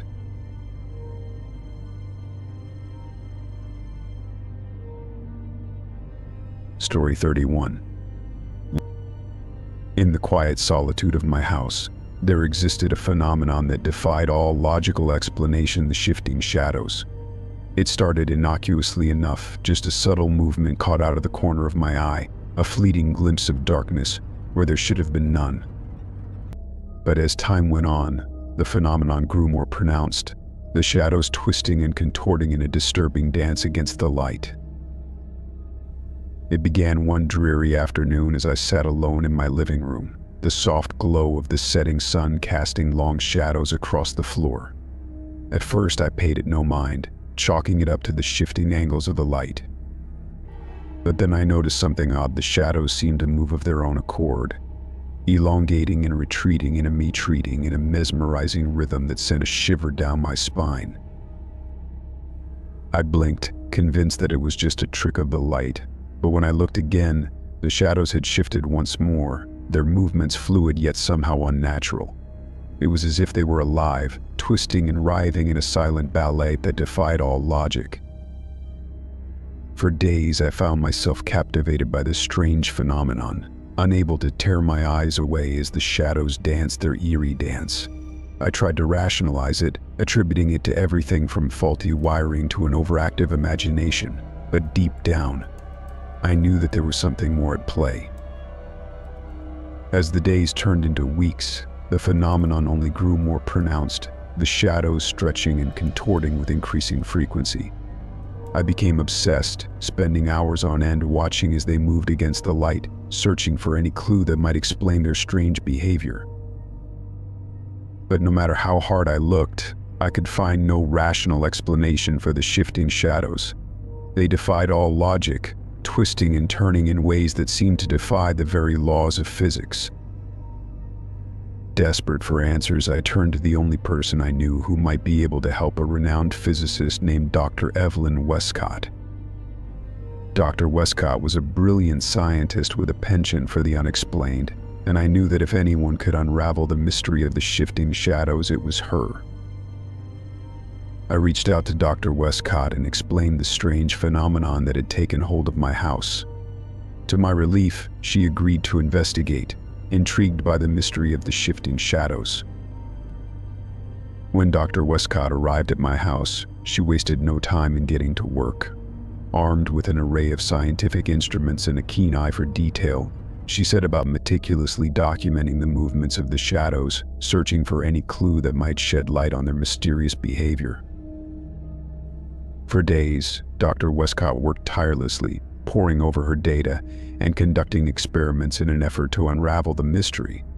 But no matter how hard she tried, she could find no rational explanation for the phenomenon. Just as I was beginning to lose hope, Dr. Westcott made a breakthrough. Through careful analysis of the shadow patterns, she discovered that they were not random at all, but rather followed a distinct pattern of movement that seemed to correspond to the layout of the house itself. Intrigued by this discovery, Dr. Westcott proposed a daring experiment to map out the shadows in real time and observe their movements over an extended period in an effort to uncover their underlying cause. I eagerly agreed, hopeful that this might finally provide the answers we were searching for. Together, Dr. Westcott and I set up a series of cameras and sensors throughout the house, meticulously tracking the movements of the shadows as they danced against the light. As the days passed, we watched with bated breath as the shadows shifted and contorted, their movements growing more pronounced with each passing hour. And then, just as suddenly as it had begun, the phenomenon ceased, the shadows returning to their normal state, as if nothing had ever happened. Stunned by this turn of events, Dr. Westcott and I pored over the data, searching for any clue that might explain what we had witnessed. And then, buried deep within the mountain of information, we found a faint signal emanating from the walls of the house, a signal that seemed to pulse with a strange and otherworldly energy. With a sense of trepidation, we followed the signal to its source, uncovering a hidden chamber buried deep beneath the foundation of the house. Inside, we found a strange contraption unlike anything either of us had ever seen before, a device of unknown origin that seemed to pulse with a faint blue light. As we studied the device, Dr. Westcott and I came to a startling realization: the shifting shadows were not a mere trick of the light, but rather a side effect of the device's operation. Somehow, it was harnessing the energy of the shadows themselves, using it to power its mysterious functions. With a sense of awe and wonder, Dr. Westcott and I continued to study the device, determined to unlock its secrets and uncover the truth behind its enigmatic purpose. And though we may never fully understand the mysteries of the shifting shadows, we knew that we had stumbled upon something truly extraordinary, a discovery that would change the course of science forever. Story 32. It was a typical Saturday afternoon when I stumbled upon the small room in my house that would come to haunt my thoughts for weeks to come. I had been tidying up, rummaging through the cluttered depths of my basement in search of an old box of holiday decorations when I noticed a door tucked away in a dark corner, its presence so subtle that I had never noticed it before. Intrigued by the discovery, I approached the door cautiously, my heart pounding in my chest. I had lived in the house for years, and yet I had never seen this door before. How could I have missed it? With trembling hands, I reached out and turned the handle, half expecting it to be locked. But to my surprise, the door swung open with ease, revealing a small room beyond. At first glance, the room appeared to be empty, its walls bare and its floor covered in a thick layer of dust. But as I stepped inside, I felt a strange sense of unease wash over me, as if I had stumbled upon something that was not meant to be found. I took a cautious step forward, my eyes scanning the room for any sign of life. And then, just as suddenly as it had appeared, the room vanished before my eyes, leaving me standing alone in the empty darkness of the basement once more. I blinked in disbelief, convinced that I must be hallucinating. But when I reached out to touch the spot where the door had been, I found only solid wall beneath my fingertips. Shaken by the experience, I quickly retreated from the basement, my mind racing with 1,000 unanswered questions. What was the room? Where had it come from? And most importantly, why had it disappeared? For days, I couldn't shake the memory of the disappearing room from my mind. I found myself returning to the basement again and again, hoping against hope that it would reappear, that I could somehow prove to myself that I wasn't going mad. But no matter how hard I tried, the room remained elusive, its presence a mere ghostly memory that seemed to taunt me from the shadows. Determined to uncover the truth, I reached out to a close friend, hoping that they might be able to shed some light on the mysterious disappearance. Together, we returned to the basement, scouring every inch of the room in search of clues. But try as we might, we could find no trace of the vanished room, no hint of its existence beyond my own fragmented memories. Frustrated and confused, I began to question my own sanity. Had I imagined the room entirely, or was there something more sinister at play? Desperate for answers, I turned to the only person I knew who might be able to help, a renowned paranormal investigator named Dr. Amelia Rivers. Dr. Rivers was a skeptic by nature, but she had a keen mind and a deep understanding of the unexplained, and I knew that if anyone could uncover the truth behind the disappearing room, it was her. I reached out to Dr. Rivers and explained the strange phenomenon that had taken hold of my house. To my relief, she agreed to take on the case, intrigued by the mystery of the vanishing room. When Dr. Rivers arrived at my house, she wasted no time in getting to work. Armed with an array of scientific instruments and a keen eye for detail, she set about meticulously documenting the layout of the basement, searching for any clue that might shed light on the mysterious disappearance. For days, Dr. Rivers worked tirelessly, poring over her data and conducting experiments in an effort to unravel the mystery. But no matter how hard she tried, she could find no rational explanation for the phenomenon. Just as I was beginning to lose hope, Dr. Rivers made a breakthrough. Through careful analysis of the basement's blueprints, she discovered a hidden space that had never been accounted for, a small room tucked away behind the walls, invisible to the naked eye. With a sense of excitement, Dr. Rivers proposed a daring experiment to use advanced imaging technology to peer beyond the walls and uncover the secrets of the vanished room once and for all. I eagerly agreed, hopeful that this might finally provide the answers we were searching for. Together, Dr. Rivers and I set up a series of cameras and sensors throughout the basement, meticulously scanning the walls for any sign of the hidden space. And then, just as suddenly as it had disappeared, the room reappeared before our eyes, its walls shimmering with a faint blue light, as if materializing from thin air. Stunned by this turn of events, Dr. Rivers and I cautiously stepped inside, our hearts pounding in our chests. The room was small and cramped, its walls lined with shelves filled with dusty books and forgotten artifacts. As we explored the room, we uncovered clues that shed light on its mysterious origins, a forgotten relic from a bygone era, hidden away from prying eyes for reasons lost to time. With a sense of wonder and awe, Dr. Rivers and I continued to explore the room, uncovering its secrets one by one. And though we may never fully understand the mysteries of the disappearing room, we knew that we had stumbled upon something truly extraordinary, a discovery that would change the course of our lives forever. Story 33. The familiar path that wound its way through the heart of the forest had always been a sanctuary for me, a place of solace and serenity where I could escape the hustle and bustle of everyday life and lose myself in the tranquil embrace of nature. But on that fateful day, the path would become the setting for a series of inexplicable events that would shake me to my core.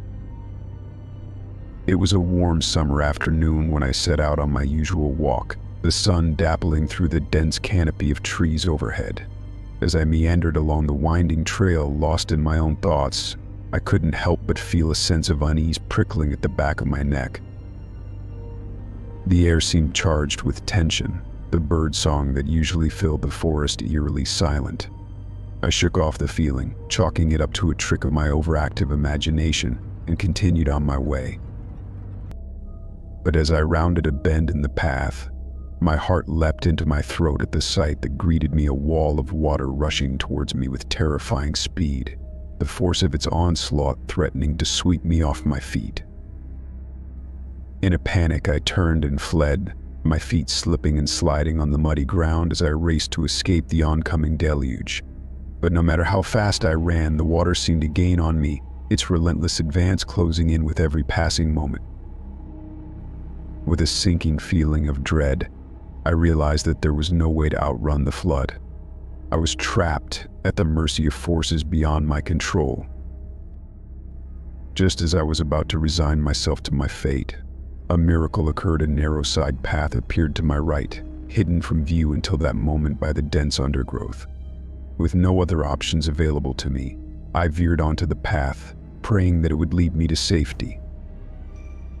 As I stumbled along the narrow trail, the roar of the flood grew louder in my ears, the water lapping at my heels with each step. I could feel the icy grip of panic tightening around my chest, threatening to suffocate me in its grasp. But just as I was about to succumb to despair, I stumbled upon a clearing in the forest, a small island of refuge amidst the swirling waters. With a sigh of relief, I collapsed onto the damp ground, my chest heaving with exertion as I struggled to catch my breath. As I lay there, the flood waters swirling ominously around me, I couldn't help but wonder how I had ended up in such a perilous situation. The path had always been a safe haven for me, a place of peace and tranquility. How could it have transformed into a raging torrent of destruction in the blink of an eye? As if in answer to my silent question, the water began to recede, draining away as quickly as it had come. I watched in stunned silence as the floodwaters retreated, revealing the familiar landscape of the forest once more.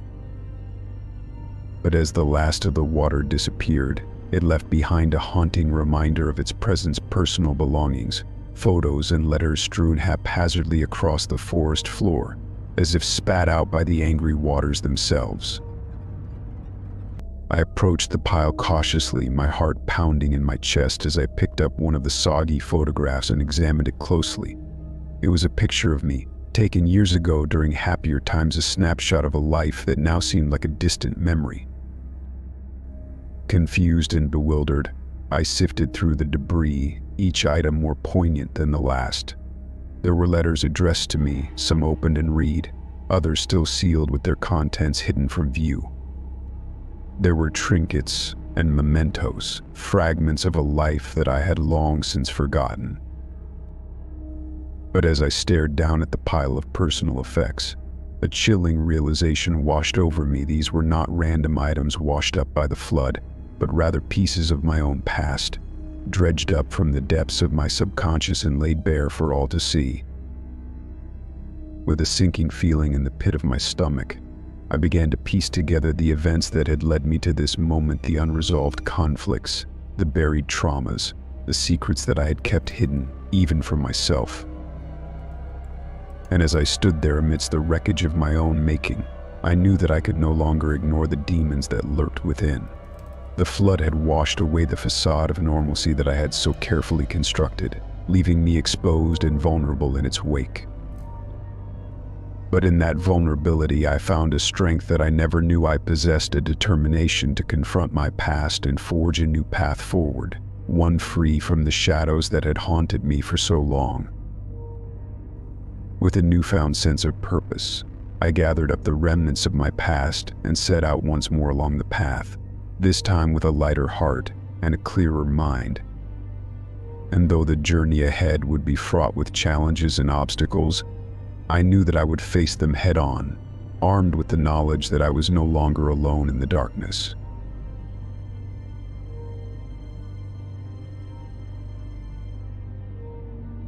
Story 34. It was a mundane Monday morning when the inexplicable happened. I was rushing through my usual routine, barely awake as I stumbled into the public restroom of the office building where I worked. The harsh fluorescent lights flickered overhead, casting a sterile glow over the tiled walls and polished mirrors. As I splashed water on my face and tried to shake off the remnants of sleep, I caught a glimpse of movement in the mirror out of the corner of my eye. Startled, I turned to look, expecting to see a coworker or perhaps a janitor entering the restroom behind me. But to my surprise, there was nobody there. Confused, I blinked and rubbed my eyes, chalking it up to exhaustion and a trick of the light. But when I glanced back at the mirror, the figure was still there, a shadowy silhouette standing just behind me, its features obscured by the glare of the fluorescent lights. My heart pounding in my chest, I slowly turned around, half expecting to come face to face with an intruder, or perhaps even a ghostly apparition. But when I spun around, the space behind me was empty, the only sound the echo of my own frantic breathing.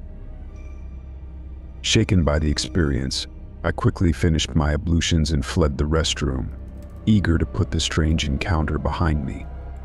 But no matter how hard I tried to shake off the feeling of unease that lingered in the pit of my stomach, I couldn't help but wonder what I had seen in the mirror. For the rest of the day, I couldn't shake the memory of the figure in the mirror from my mind. It haunted my thoughts, lurking in the shadows of my subconscious like a half-remembered nightmare. Was it a trick of the light? A figment of my overactive imagination? Or was there something more sinister at play? Determined to unravel the mystery, I returned to the restroom later that afternoon, hoping against hope that I might be able to catch another glimpse of the figure in the mirror. But when I looked, the glass was empty, reflecting only my own tired face staring back at me with a mixture of fear and uncertainty. Frustrated and confused, I reached out to a friend, a self-proclaimed expert in all things paranormal and unexplained. They listened patiently as I recounted my strange encounter, their brow furrowing in concern as I described the figure in the mirror. Together, we formulated a plan to investigate further, armed with a camera and a healthy dose of skepticism. We returned to the restroom late one evening, the building deserted and the only sound the faint hum of the air conditioning. As we set up the camera in front of the mirror, I couldn't help but feel a sense of trepidation creeping over me. What if we captured something truly terrifying on film? What if the figure in the mirror was something beyond our comprehension, something that defied explanation? But despite my fears, we pressed on, determined to uncover the truth no matter the cost. We waited in tense silence, the minutes ticking by like hours as we watched and waited for anything to appear in the mirror. And then, just as we were about to give up hope, it happened. The figure appeared once more, its shadowy form looming just behind me in the reflection. My heart pounding in my chest, I turned around, half expecting to see the same empty space that had greeted me before. But this time, to my shock and horror, there was something there, a dark shape lurking in the shadows, its eyes gleaming with malevolent intent as it reached out towards me with clawed hands. With a scream of terror, I stumbled backwards, tripping over my own feet and falling to the ground in a heap. My friend rushed to my side, their own face pale with fear as they helped me to my feet. Together we fled the restroom, the sound of our footsteps echoing through the empty halls as we raced to escape the nightmare that had unfolded before our eyes. For weeks afterwards, I couldn't shake the memory of the figure in the mirror from my mind. It haunted my dreams, lurking in the shadows of my subconscious like a specter of doom. Was it a ghost, a demon, or something even more sinister? I may never know the truth, but one thing is certain: I will never look at a mirror in quite the same way again. For behind the glossy surface lies a world of darkness and mystery, a realm where reality and illusion blur together in a terrifying dance of shadows and light. And though I may never understand the true nature of the figure in the mirror, I know that its memory will haunt me for the rest of my days. Story 35. It was a stormy night, the rain drumming against the windows like the frantic beating of 1,000 drums. I had just settled in for the evening, cocooned in the warmth of my cozy living room, when the phone rang, a jarring intrusion in the peaceful silence of the night. I glanced at the caller ID, but the number was unfamiliar, a string of digits that seemed to mock me with their anonymity. With a sense of trepidation, I hesitated for a moment before picking up the receiver, the sound of the rain echoing in my ears like a distant drumbeat. "Hello," I said tentatively, my voice barely audible over the sound of the storm outside. But there was no answer, only silence on the other end of the line. Confused, I listened intently, straining to hear any sign of life on the other end of the phone. But all I could hear was the relentless patter of rain against the window pane, a steady rhythm that seemed to drown out all other sound. "Hello," I said again, louder this time, but still there was no response. Frowning, I glanced at the caller ID once more, but the number remained unchanged, a series of digits that seemed to hold no meaning. With a growing sense of unease, I considered hanging up the phone and putting an end to the strange silence that hung heavy in the air. But something held me back, a nagging sense of curiosity, a feeling that there was something more to this silent phone call than met the eye. So I stayed on the line, listening to the rain as it continued to fall outside, its relentless patter lulling me into a sense of calm. But just as I was about to hang up and put an end to the strange silence, something changed. At first it was barely perceptible, a faint whisper of static, a crackle of interference that seemed to cut through the silence like a knife. I strained to hear, my heart pounding in my chest as I waited for some sign of life on the other end of the line. And then suddenly I heard it, the sound of a voice, faint and distant, as if calling to me from the depths of the storm itself. It was a woman's voice, soft and melodic, but filled with a sense of urgency that sent a chill down my spine.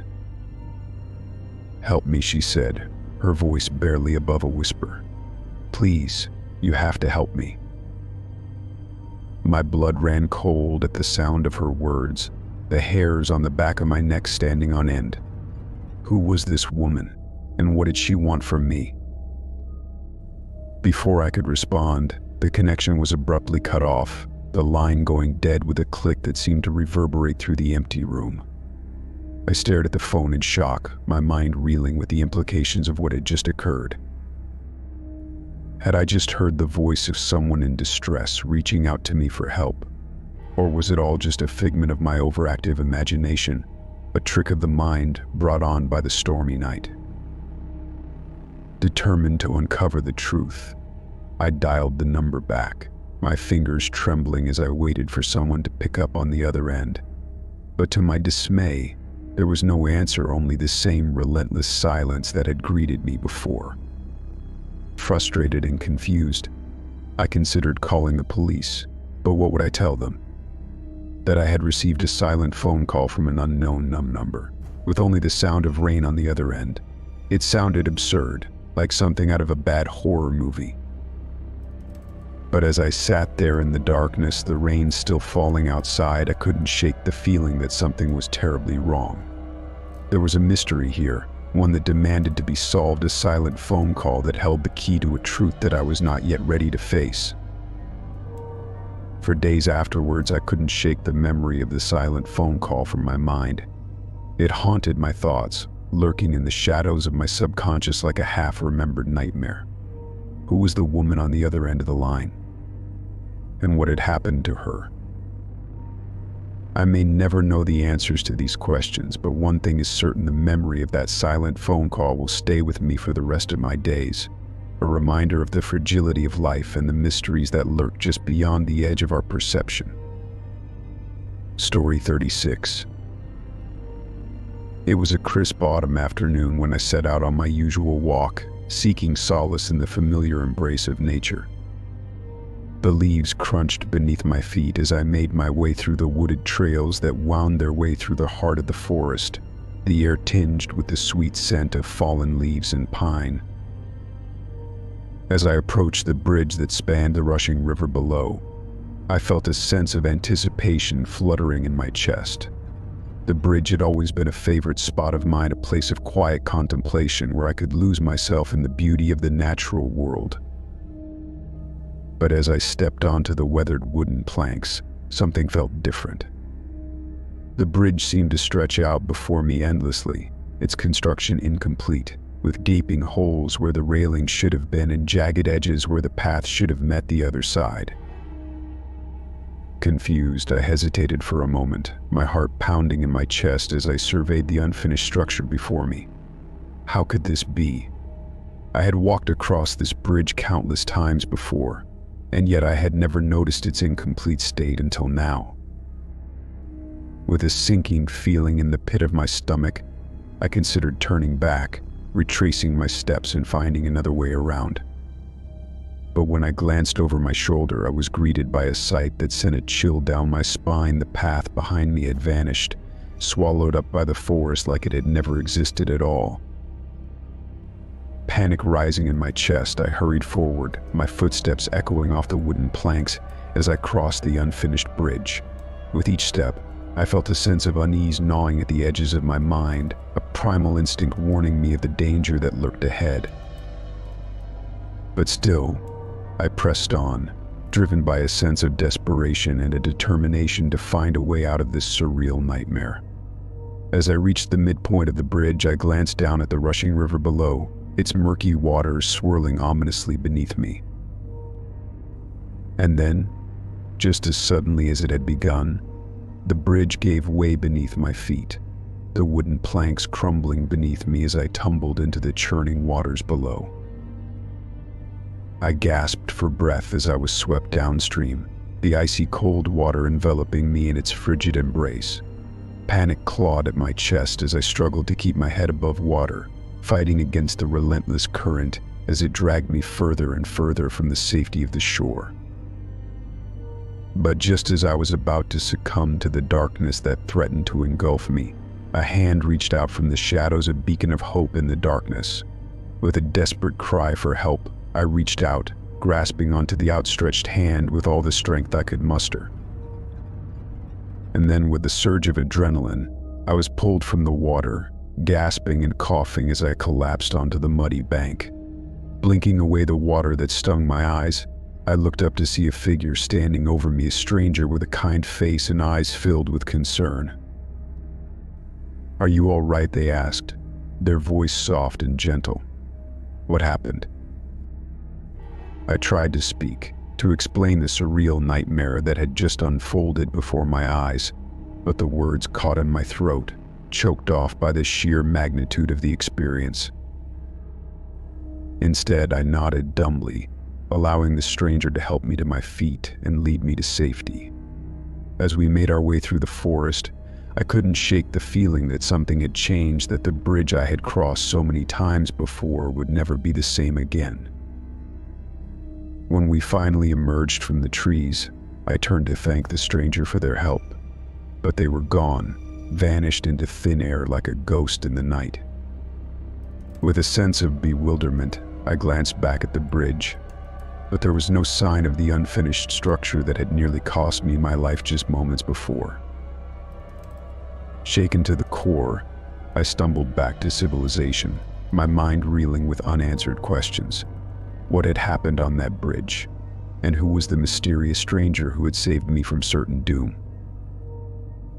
As I lay in bed that night, the events of the day swirling through my mind like a tempestuous storm, I couldn't shake the feeling that I had glimpsed something beyond the realm of ordinary experience, a world of mystery and wonder that existed just beyond the edges of my perception.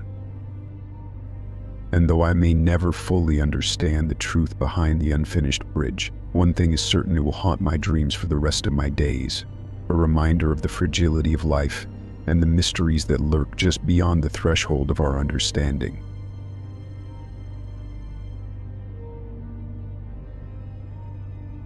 Story 37.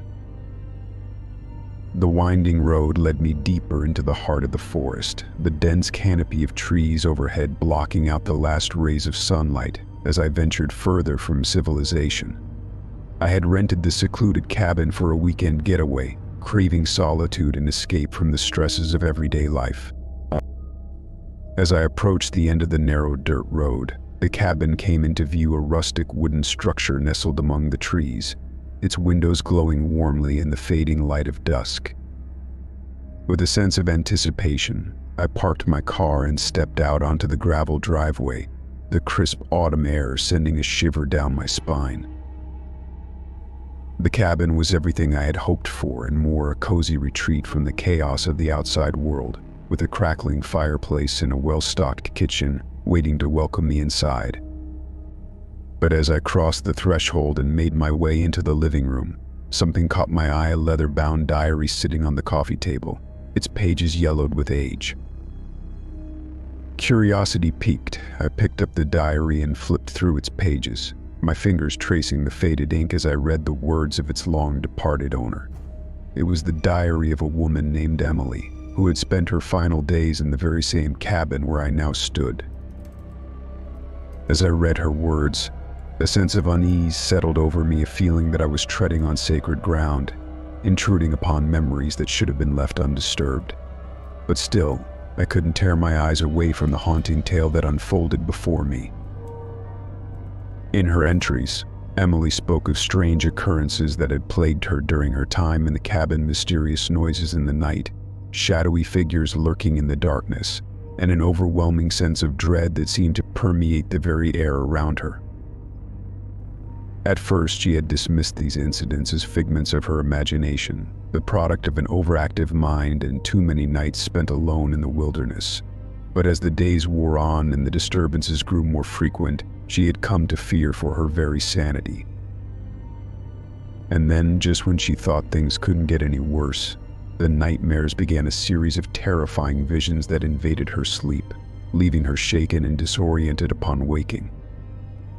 In her final entries, Emily spoke of a darkness that seemed to be closing in around her, a malevolent force that threatened to consume her very soul. With a sinking feeling in the pit of my stomach, I realized that I had stumbled upon something far more sinister than I had bargained for. The warnings in Emily's diary echoed in my mind like a distant refrain, filling me with a sense of foreboding that I couldn't shake. But still, I told myself, it was just a story, a figment of someone's overactive imagination, nothing more. Surely there was a rational explanation for the strange occurrences that had plagued Emily during her time in the cabin. Determined to prove myself wrong, I set about making preparations for the night ahead. I lit a fire in the fireplace, hoping that its warm glow would dispel the shadows that seemed to linger in every corner of the room. I checked the locks on the doors and windows, reassuring myself that I was safe and secure within the walls of the cabin. But as the night wore on and the darkness outside deepened, I couldn't shake the feeling of unease that lingered in the air. Every creak of the floorboards, every rustle of the wind in the trees sent a shiver down my spine, reminding me of the ominous warnings that I had read in Emily's diary. And then, just as I was about to succumb to sleep, it happened. The nightmares that Emily had described in her diary came to life before my very eyes, swirling around me in a maelstrom of terror and despair. I found myself trapped in a world of darkness with no escape in sight. Shadowy figures danced at the edge of my vision, whispering words of madness and torment that sent a chill down my spine. I tried to scream, to cry out for help, but no sound escaped my lips, lost in the void of the night. In the grip of fear, I stumbled through the darkness, desperate to find a way out of the nightmare that threatened to consume me. But no matter which way I turned, I found myself trapped in a labyrinth of shadows with no hope of escape. And then, just when I thought all was lost, a light appeared in the darkness, a beacon of hope in the blackness that surrounded me. With a sense of desperation, I followed the light, praying that it would lead me to safety. And then, just as suddenly as it had begun, the nightmare ended, the darkness receding like a tide, leaving me gasping for breath in the cold light of dawn. I found myself back in the cabin, shaken but alive, with no memory of how I had escaped the clutches of the darkness that had threatened to consume me. As I sat there in the quiet of the morning, the events of the night swirling through my mind like a tempestuous storm, I realized that I had come face to face with something beyond the realm of ordinary experience, a darkness that lurked just beyond the edge of our perception, waiting to ensnare those foolish enough to venture too close. And though I may never fully understand the truth behind the nightmares that had plagued me during my time in the cabin, one thing is certain: I will never forget the terror that I experienced that night, a reminder of the fragility of the human mind and the darkness that lurks within us all. Story 38. The lake stretched out before me, its calm waters reflecting the golden hues of the setting sun like a mirror. It was a tranquil scene, one that filled me with a sense of peace and serenity as I walked along the shore, the soft crunch of gravel beneath my feet the only sound breaking the silence of the evening. But as I wandered further from the beaten path, my eyes caught sight of something out of place, a flash of metal glinting in the fading light. Curiosity piqued. I made my way towards the object, my heart quickening with anticipation at the prospect of discovering a hidden treasure nestled among the reeds and mud. As I drew closer, I realized that the object was an old, rusted sign, half buried in the mud and partially obscured by overgrown vegetation. With a sense of excitement, I reached down and began to clear away the debris, revealing weathered letters etched into the metal surface. "Welcome," the sign read, its once vibrant colors faded to a dull brown by the passage of time. But what struck me as odd was not the message itself, but rather the location of the sign, far from any roads or homes, and seemingly abandoned in the middle of nowhere. Frowning, I glanced around, searching for any sign of human habitation that might explain the presence of the sign in such an isolated location. But all I could see were the trees and the lake stretching out before me, their stillness a stark contrast to the mystery that lay at my feet. Determined to uncover the truth behind the sunken artifact, I set about investigating further, scouring the area for any clues that might shed light on its origin. But no matter how hard I searched, I could find no answers, only more questions. With a sense of frustration gnawing at the edges of my mind, I returned to the sign and examined it more closely, running my fingers over the faded letters, as if seeking some hidden message within their depths. But all I found was the cold, hard metal of the sign, its secrets locked away beneath a layer of rust and grime. As I stood there in the fading light, a sense of unease washed over me, a feeling that I was being watched, that there was something lurking in the shadows just beyond my line of sight. I shook off the sensation, telling myself that it was just my imagination running wild in the quiet of the evening. But even as I tried to convince myself that there was nothing to fear, a chill ran down my spine, and I knew that I could not shake the feeling of dread that lingered in the air. With a sense of trepidation, I turned to leave, eager to put the strange encounter behind me and return to the safety of my own home. But as I took a step forward, a voice called out from the darkness, a soft, whispering voice that seemed to echo in the stillness of the night. "Welcome," it said, its words hanging in the air like a haunting refrain. "Welcome to our home."